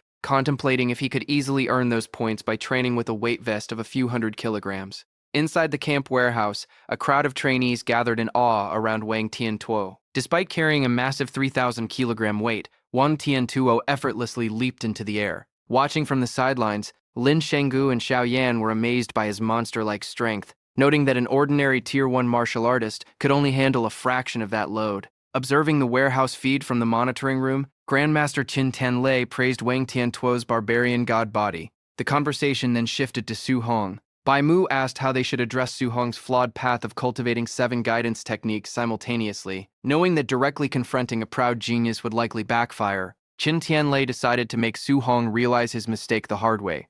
Qin Tianlei asked instructor Lin Zhe about the progress of a secretly planned night raid meant to ambush the trainees. Lin Zhe smiled wickedly, anticipating the despair of the students who mistakenly believed they could finally relax after the entrance exam. To execute his lesson, Qin Tianlei specifically ordered Lin Zhe to send a powerful Tier 1 high-stage martial artist to overwhelmingly defeat Su Hong. Once Su Hong was utterly crushed, Qin Tianlei planned to step in, explain the impossibility of his cultivation method, and force him to give it up. The staff worried that pitting Su Hong against an opponent with over 400 vitality and 5,000 combat power might permanently break his spirit, given his much lower vitality stats. However, Qin Tianlei coldly dismissed their concerns, stating that if Su Hong's resolve collapsed that easily, he was nothing but trash. Meanwhile, outside in the camp, Su Hong overheard other trainees rushing to the gravity room to watch Wang Tiantuo train. Preferring to avoid the crowd, Su Hong headed into the now empty equipment warehouse, planning to check out the commotion later. Inside the equipment warehouse, Su Hong picked up his smart scoring bracelet, confirming it was the device used to calculate his contribution points. As he explored the room, he walked past the lighter equipment racks and stopped in amazement at a rack holding 10-ton weight vests forged from super heavy alloy, wondering who could possibly wear something so heavy. Curious about his own limits, he tried on a 10-ton vest, but quickly realized the immense weight severely hindered his speed and stamina, making it impractical for long-term training.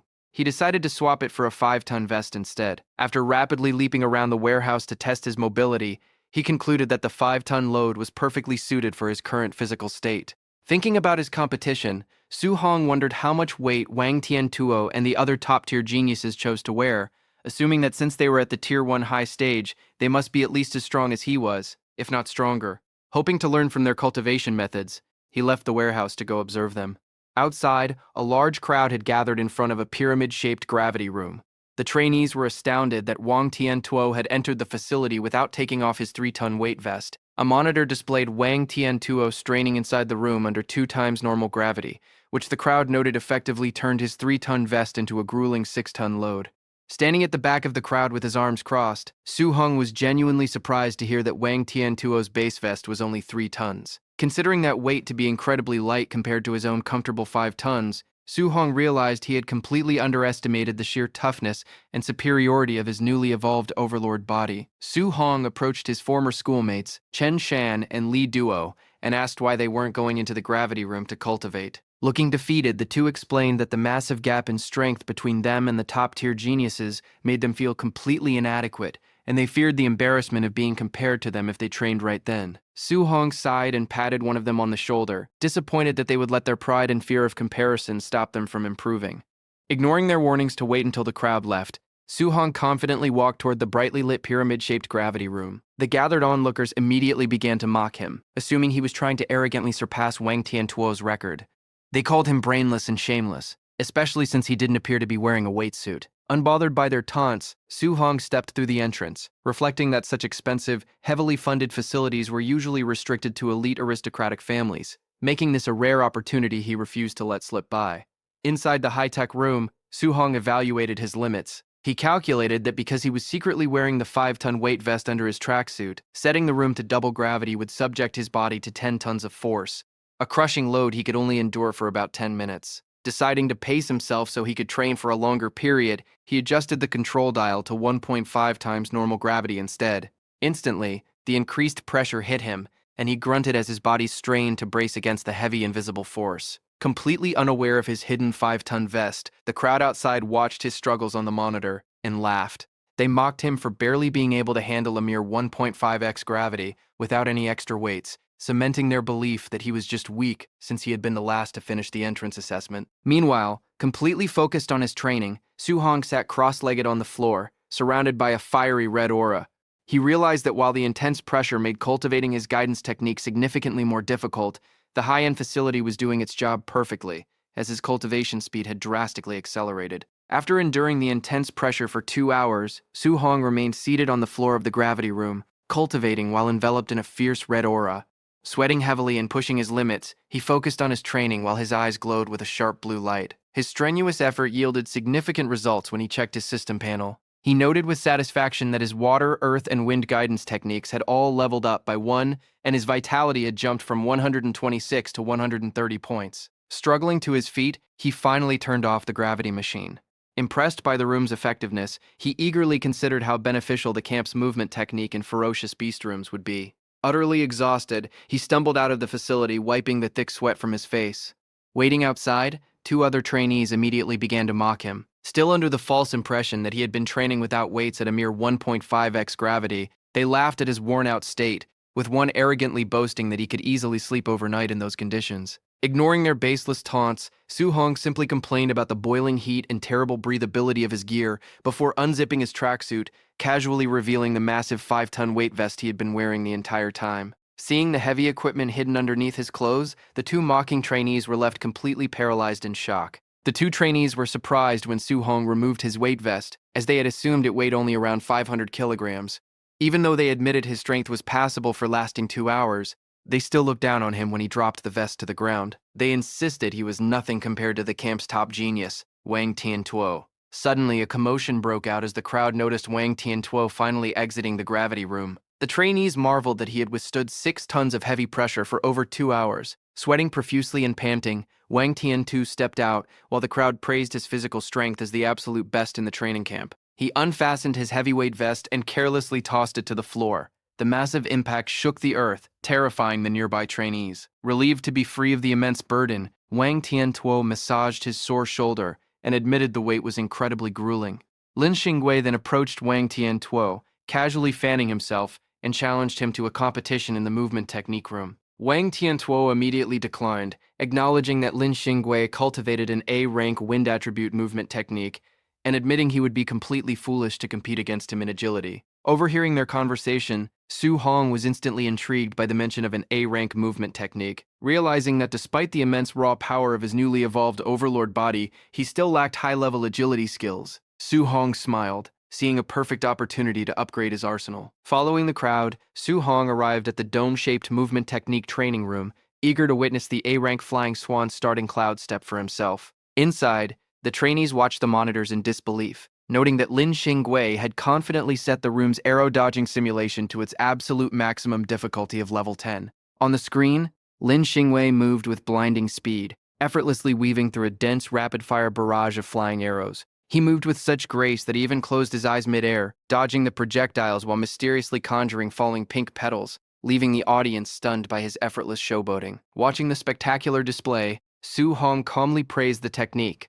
Almost instantly, his system interface appeared in front of him, revealing that merely by observing the skill in action, he had successfully copied the flying swan startling cloud step and unlocked it at 1% proficiency. Su Hong carefully analyzed Lin Xingwei's graceful movements. He stepped forward to test the technique himself, drawing the attention of nearby bystanders. The crowd immediately began to laugh and mock him, finding it ridiculous that he believed he could master a complex A-rank movement technique simply by watching it once. Ignoring their taunts, Su Hong's consciousness entered his system's virtual training space, where he battled against a simulated clone of Lin Xingwei. Through intense practice and dodging rapid attacks, his proficiency in the skill skyrocketed, quickly climbing from 8% all the way to 93%.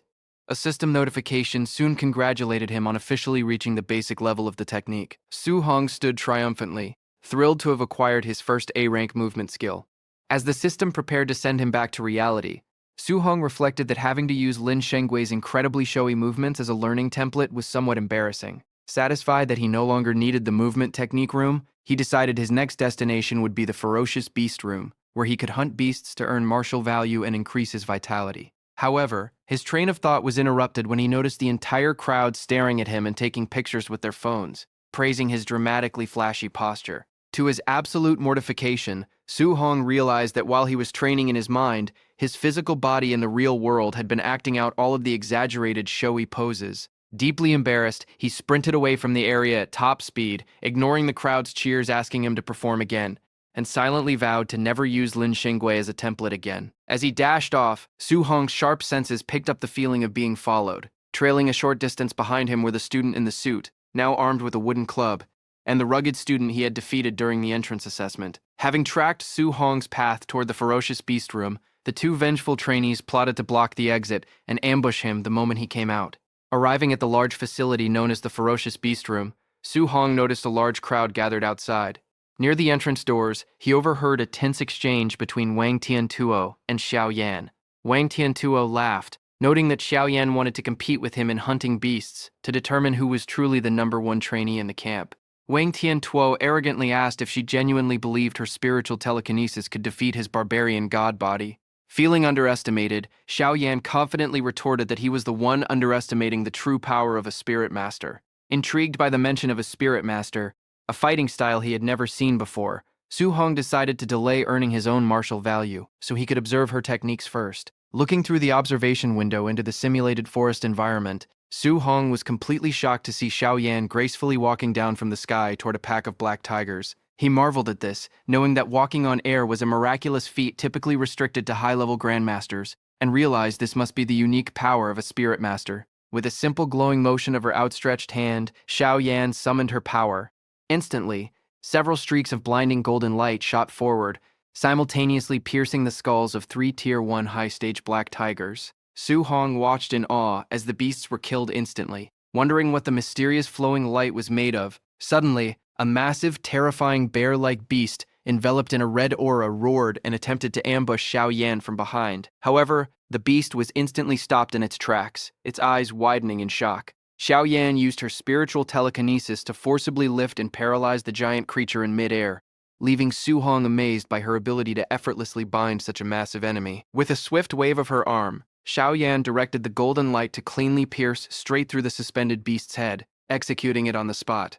Observing the battle closely, Su Hong finally realized that the deadly streaks of light were actually daggers being manipulated remotely by her mind. Trembling with a mix of excitement and realization, Su Hong concluded that a spirit master's ability to walk on air, bind enemies, and telekinetically control weapons from a distance made them ridiculously overpowered, allowing them to easily crush ordinary martial artists. The crowd of trainees, along with Su Hong, watched the observation monitor in disbelief as someone questioned the sudden appearance of a colossal weapon on the screen. The feed showed Xiaoyan standing before a massive snake beast, effortlessly summoning a giant glowing golden sword out of thin air. With a swift, commanding downward swing of her arm, the enormous golden blade dropped, slicing the giant snake cleanly in half.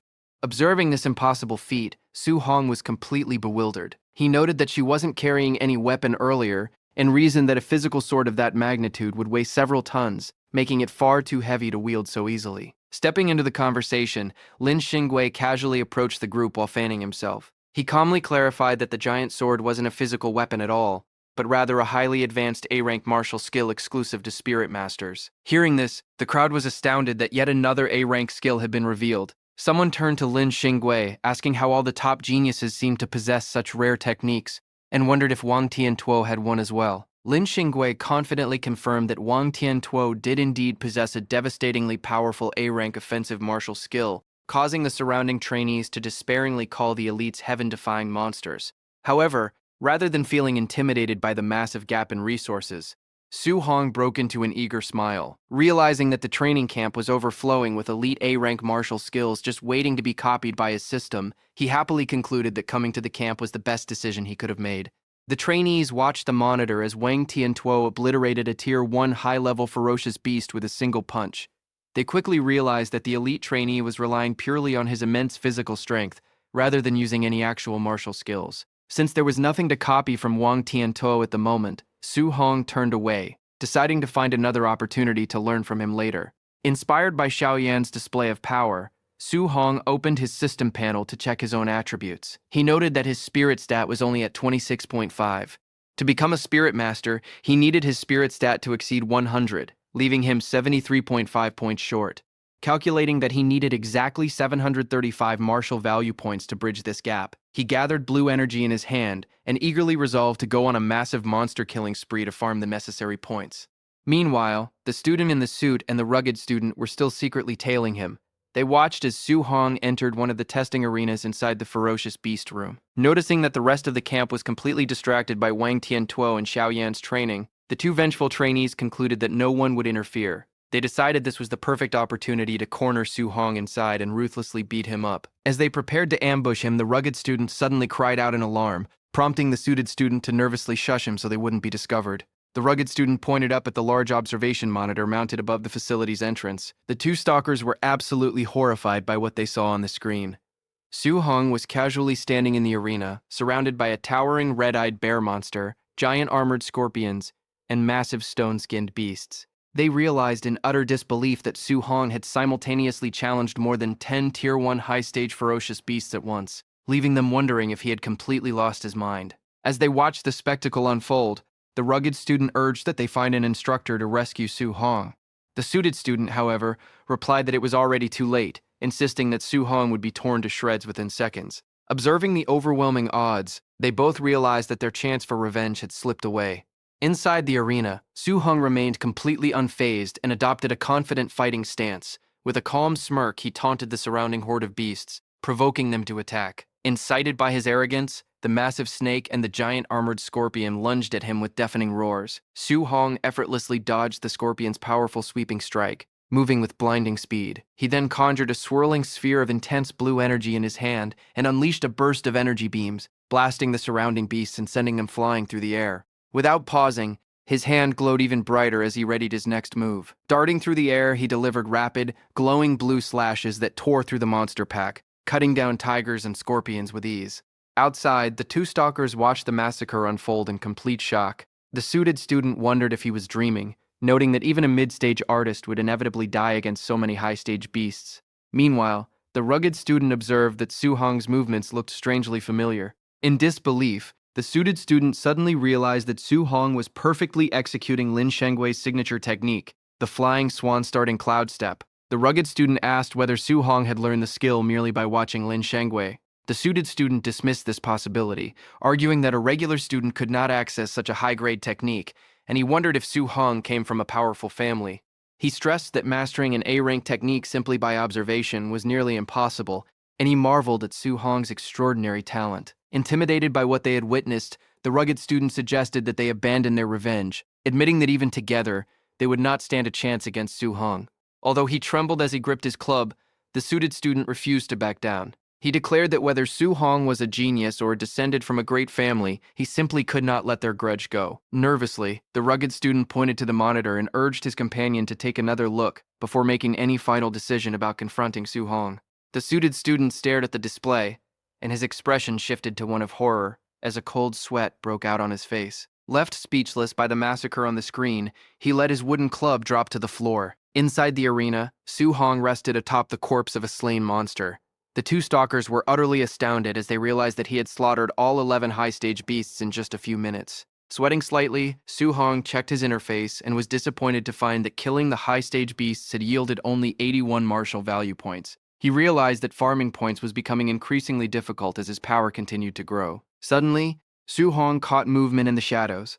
Several more red-eyed beasts emerged from the dark enclosures, glaring at him menacingly. Standing on his fresh kill as new monsters roared around him, Su Hong stretched and decided not to rest, eager to continue farming. A massive saber-tooth-like beast leapt from above, aiming its sharp claws directly at his head. Su Hong spun around, his fist glowing with intense golden energy as he prepared a counterstrike. He intercepted the beast with an explosive burst of golden light. His heavy landing sent a powerful shockwave outward, blowing back the surrounding beasts. Intimidated by his overwhelming display of strength, the remaining monsters flinched and cautiously backed away. Unwilling to let any points escape, Su Hong's eyes flared blue as he charged after the retreating monsters, determined to harvest their martial value.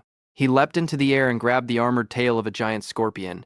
With monstrous strength, he swung the giant scorpion like a club, smashing it into the other fleeing beasts. Outside, the two stalkers stood in terrified silence, watching the one-sided beatdown unfold. His desire for revenge completely broken, the suited student broke into a sweat and decided to forgive Su Hong.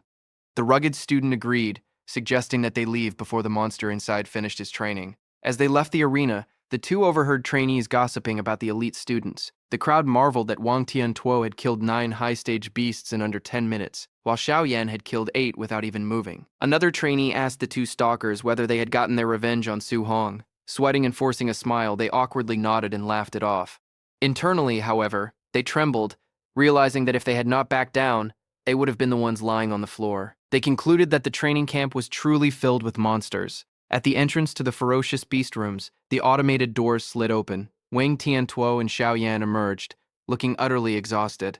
The crowd praised them and asked how many contribution points they had earned. Checking his smart bracelet, a panting Wang Tiantuo revealed that he had earned 280 points, while Xiao Yan announced that she had earned 270. The trainees were shocked by such high numbers. One of them calculated that they must have slaughtered between 50 and 60 beasts each. Wang Tiantuo added that his weight vest had given him an extra 100 points. Xiao Yan sighed, noting that she had only received 50 points from her weight training. Hearing this, the crowd checked their own devices in despair. Some complained about getting only 20 or 30 points, while another cried out over earning just 10. Lin Xingwei asked the pair who had won their competition. Xiao Yan begrudgingly pointed at Wang Tiantuo. Watching the elite trio, the other trainees sweated nervously, concluding that they could only hope to compete for 4th place. Overhearing the crowd, the two stalkers smirked. They mocked the crowd's ignorance, knowing full well that an even more terrifying monster, one who surpassed the top 3, was still inside. An hour later, inside the testing arena, the walls were heavily cracked and covered with fresh blood.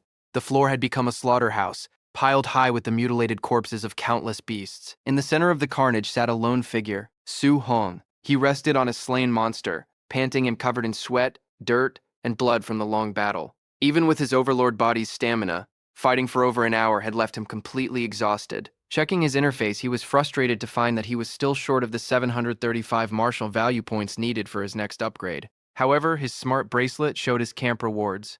He had earned 700 contribution points, 400 from hunting, and 300 from his vest, and he perked up, wondering what he could buy at the martial arts pavilion. Under the starry sky, Su Hong arrived at the martial arts pavilion, a grand traditional building glowing with warm light.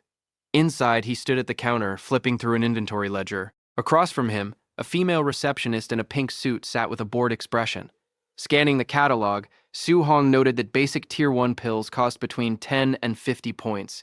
However, A-rank techniques were incredibly expensive, costing between 2,000 and 3,000 points. Realizing that A-rank skills were out of his budget, Su Hong focused on medicinal items instead. The pill prices were more acceptable, and the catalog listed spirit-gathering pills, which he needed for his spirit stat.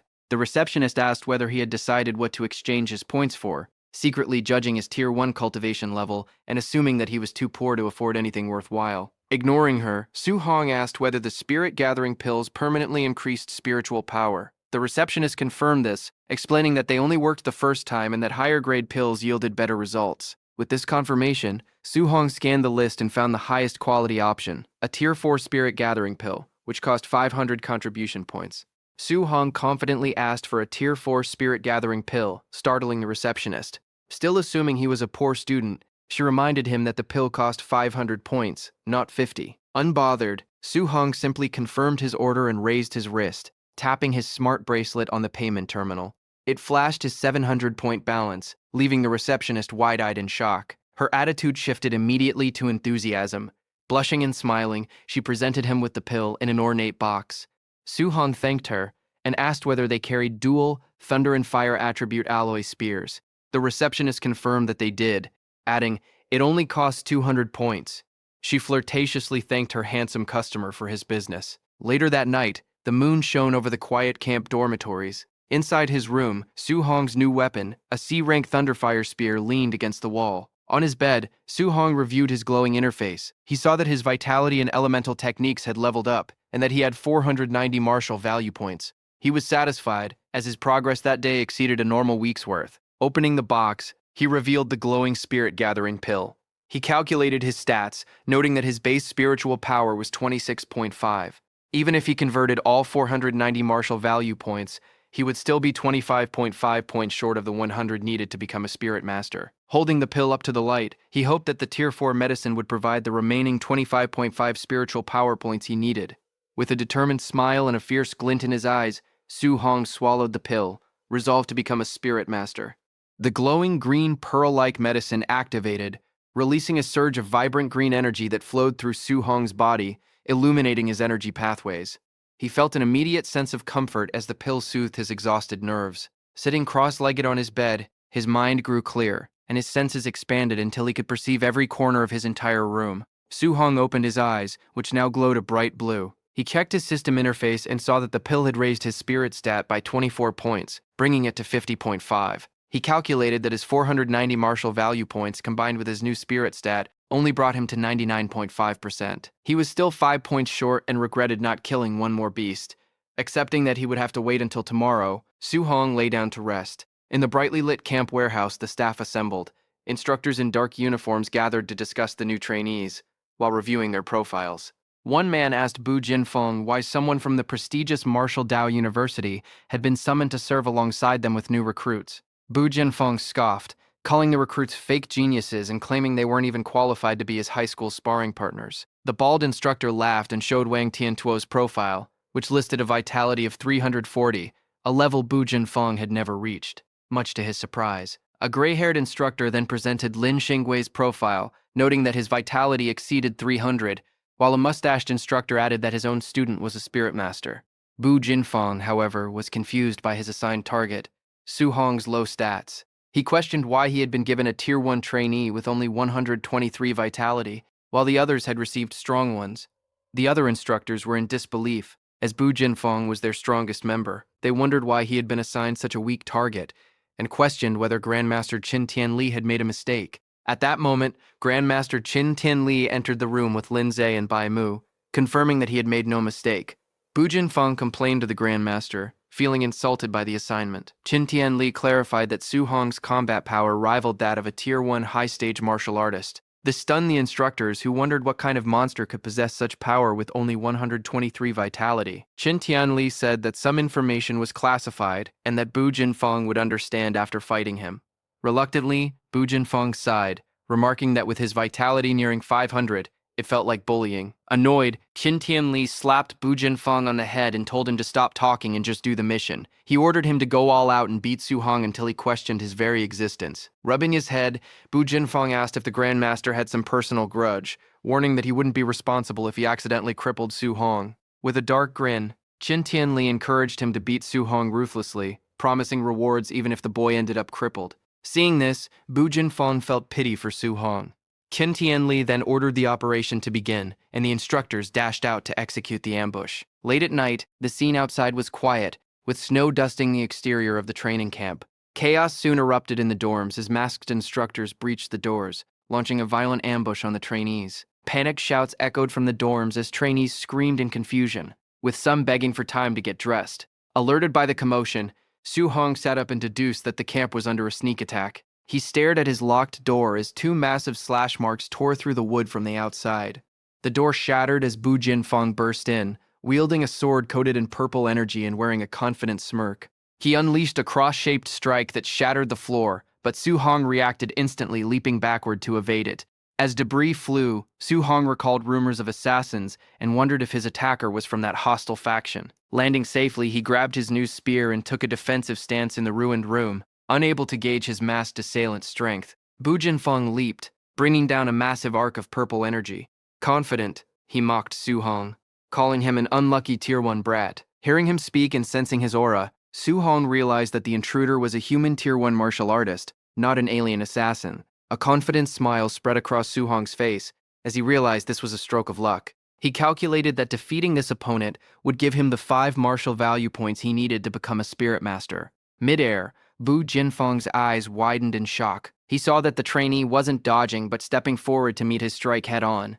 Their weapons collided in a blinding flash as Su Hong's spear clashed with Bu Jinfeng's purple energy blade. Straining, Bu Jinfeng sweated, admitting that Qin was right about the boy's power. It rivaled that of a Tier 1 high-stage martial artist. As the clash continued, the instructor panicked. He realized that Su Hong's physical strength was too massive for a normal Tier 1 martial artist. Unfazed, Su Hong enveloped his body in a red aura and pressed his spear forward. Used to fighting Tier 1 high-stage enemies, he unleashed his immense might with a battle cry. He swept his spear upward, shattering Bu Jinfeng's defense and sending the stunned instructor flying. Bu Jinfeng skidded backward, trembling as he struggled to hold his sword. Terrified, he wondered if the trainee was a monster. Regaining his footing, Bu Jinfeng channeled purple fire into his blade, declaring that fights weren't won by strength alone as he readied his elemental skills. Su Hong watched the glowing blade with interest. It was his first time seeing a fire attribute art. Golden lightning then crackled around his own spear. The purple flames on Bu Jinfeng's sword intensified as he gathered power. Leaping high, Bu Jinfeng conjured a glowing purple cross around his blade. He taunted Su Hong, challenging him to withstand a B-rank martial art. With a shout, Bu Jinfeng brought his weapon down. Unleashing the flame slash technique, Su Hong braced himself, channeling golden lightning through his spear. He realized that the strike's might exceeded his own B-rank void-breaking finger technique. Instead of dodging, Su Hong thrust his spear upward, using his lightning energy to block the purple energy blade. The clash of elemental energies caused a massive explosion, shattering the floor and sending concrete flying. As the dust settled, Su Hong landed lightly on his feet. The smoke cleared, revealing an unharmed Su Hong holding his spear. Looking down at a stunned Bu Jinfeng in the ruined dorm, sweating, Bu Jinfeng realized that Su Hong had blocked a B-rank skill with just raw thunder energy, not a formal technique. Acknowledging his talent, he understood why Qin had ordered him to go all out. To save face, Bu Jinfeng noted that Su Hong lacked thunder spear techniques, claiming that without them, he would be easily defeated. Unfazed, Su Hong smirked as lightning crackled on his spear and admitted that he indeed lacked thunder techniques. However, Su Hong then summoned red flames that wrapped around his spearhead, merging perfectly with the golden electricity.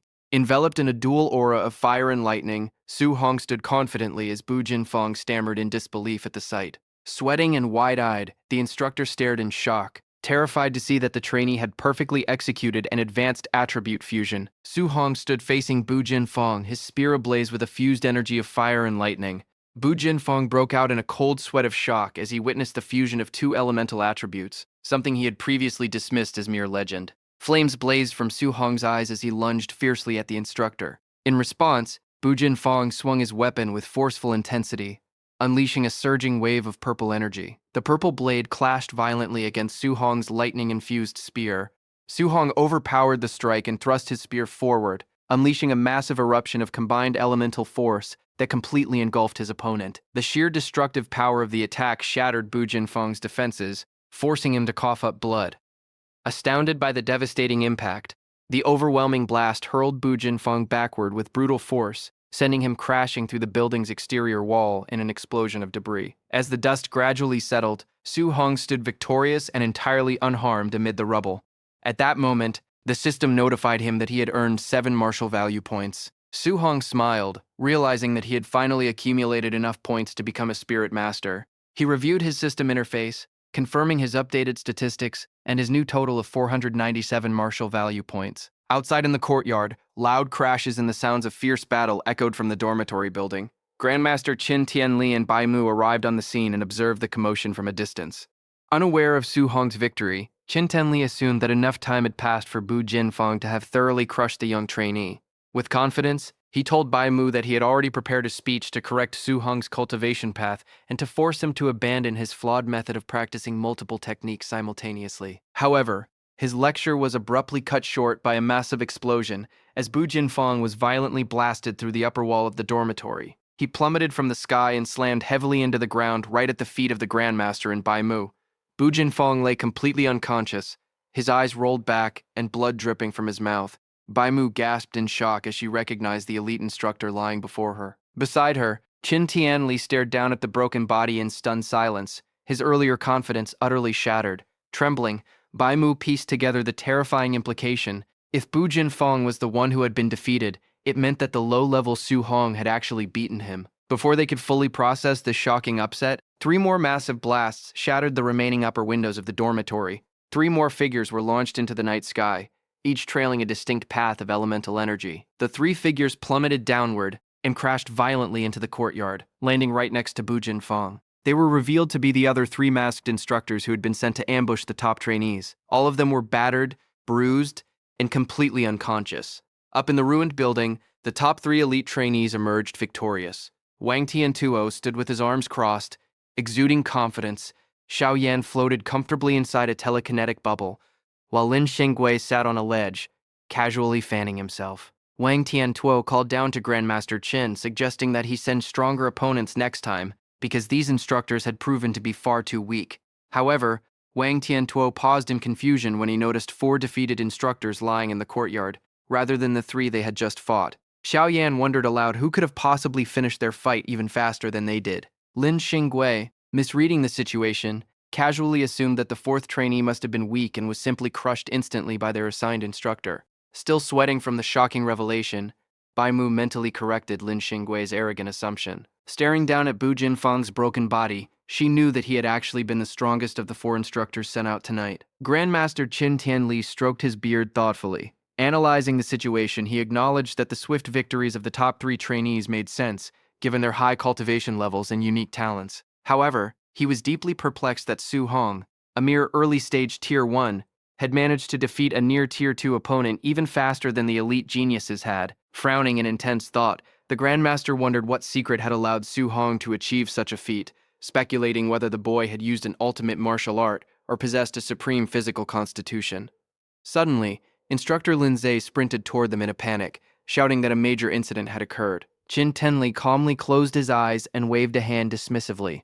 He casually assumed that a trainee had been accidentally killed during the ambush, stating that a few casualties were a normal part of harsh training. Sweating and frantic, Lindsay loudly corrected him, revealing that the crisis was not a death, but rather that Su Hong had used an elemental attribute fusion technique during his fight with Bu Jinfeng. Qin Tianli nodded casually, noting that a fuse technique perfectly explained how the boy had won against a superior opponent. But a split second later, the sheer impossibility of what he had just heard fully registered, and the Grandmaster was utterly shocked. Erupting in a blazing golden aura, Qin Tianli violently grabbed Lindsay by the shoulders and demanded that he repeat himself, warning the instructor not to make up ridiculous lies about Su Hong achieving a dual attribute fusion. Lindsay nervously defended his claim, recalling that he had seen the monitor feed of Su Hong wielding a spear cloaked in both fire and lightning. He urged the Grandmaster to ask Bu Jinfeng directly if he still had any doubts. Qin Tianli looked down at the defeated Bu Jinfeng, and the reality of the thunder and fire fusion finally sank in. Shaking Lindsay with wild enthusiasm, The Grandmaster noted that the only human genius in history to successfully research dual-attributed fusion had taken over a decade to do so. Yet, according to Star City's records, Su Hong had been practicing his guiding techniques for less than a month. Overjoyed to the point of ecstatic laughter, Qin Tianli praised Su Hong as a heaven-sent prodigy and a true dragon among men. He completely ignored the exhausted Lin Zhe, who slumped over and had to be awkwardly supported by Bai Mu. Holding up her reeling colleague, Bai Mu asked the Grandmaster whether a tribute fusion was truly powerful enough to let an early-stage Tier 1 defeat a near Tier 2 opponent. Regaining his dignity, Qin Tianli confirmed it, explaining that the historical pioneer of the technique could easily suppress Tier 2 enemies while still at Tier 1.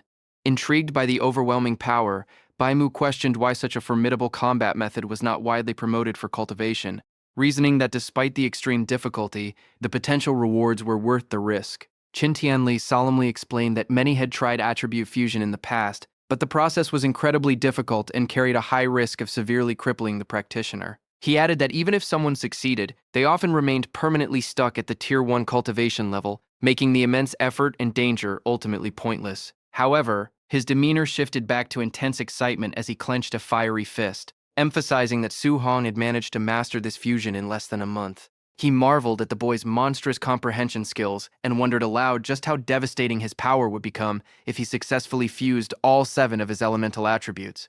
Spreading his arms wide, the Grandmaster envisioned a future where the young prodigy fully matured, imagining Su Hong wielding a blinding, multicolored fusion of all 7 elements to obliterate a colossal alien emperor with a single earth-shattering strike. Lin Zhe and Bai Mu sweat dropped at the Grandmaster's wild imagination, awkwardly pointing out that he was severely overhyping the boy. They reminded him that while fusing 2 elements was an incredible feat, successfully combining all 7 was purely a fantasy. Coughing to hide his embarrassment, Qin Tianli regained his composure and told them to forget his outburst. His tone turned serious as he realized the massive responsibility now resting on his shoulders. He worried that if he left Su Hong alone to juggle all 7 attributes without intervention, the boy might eventually hit a wall trying to fuse a 3rd element and ruin his potential. If that happened, Qin Tianli believed he would become a sinner to humanity for failing to guide such a rare talent. Suddenly, Lin Zhe shouted out another startling realization, reminding the Grandmaster that Su Hong must also possess a special physique, because his raw physical strength alone had been enough to completely overpower Bu Jinfeng even before he had used the elemental fusion.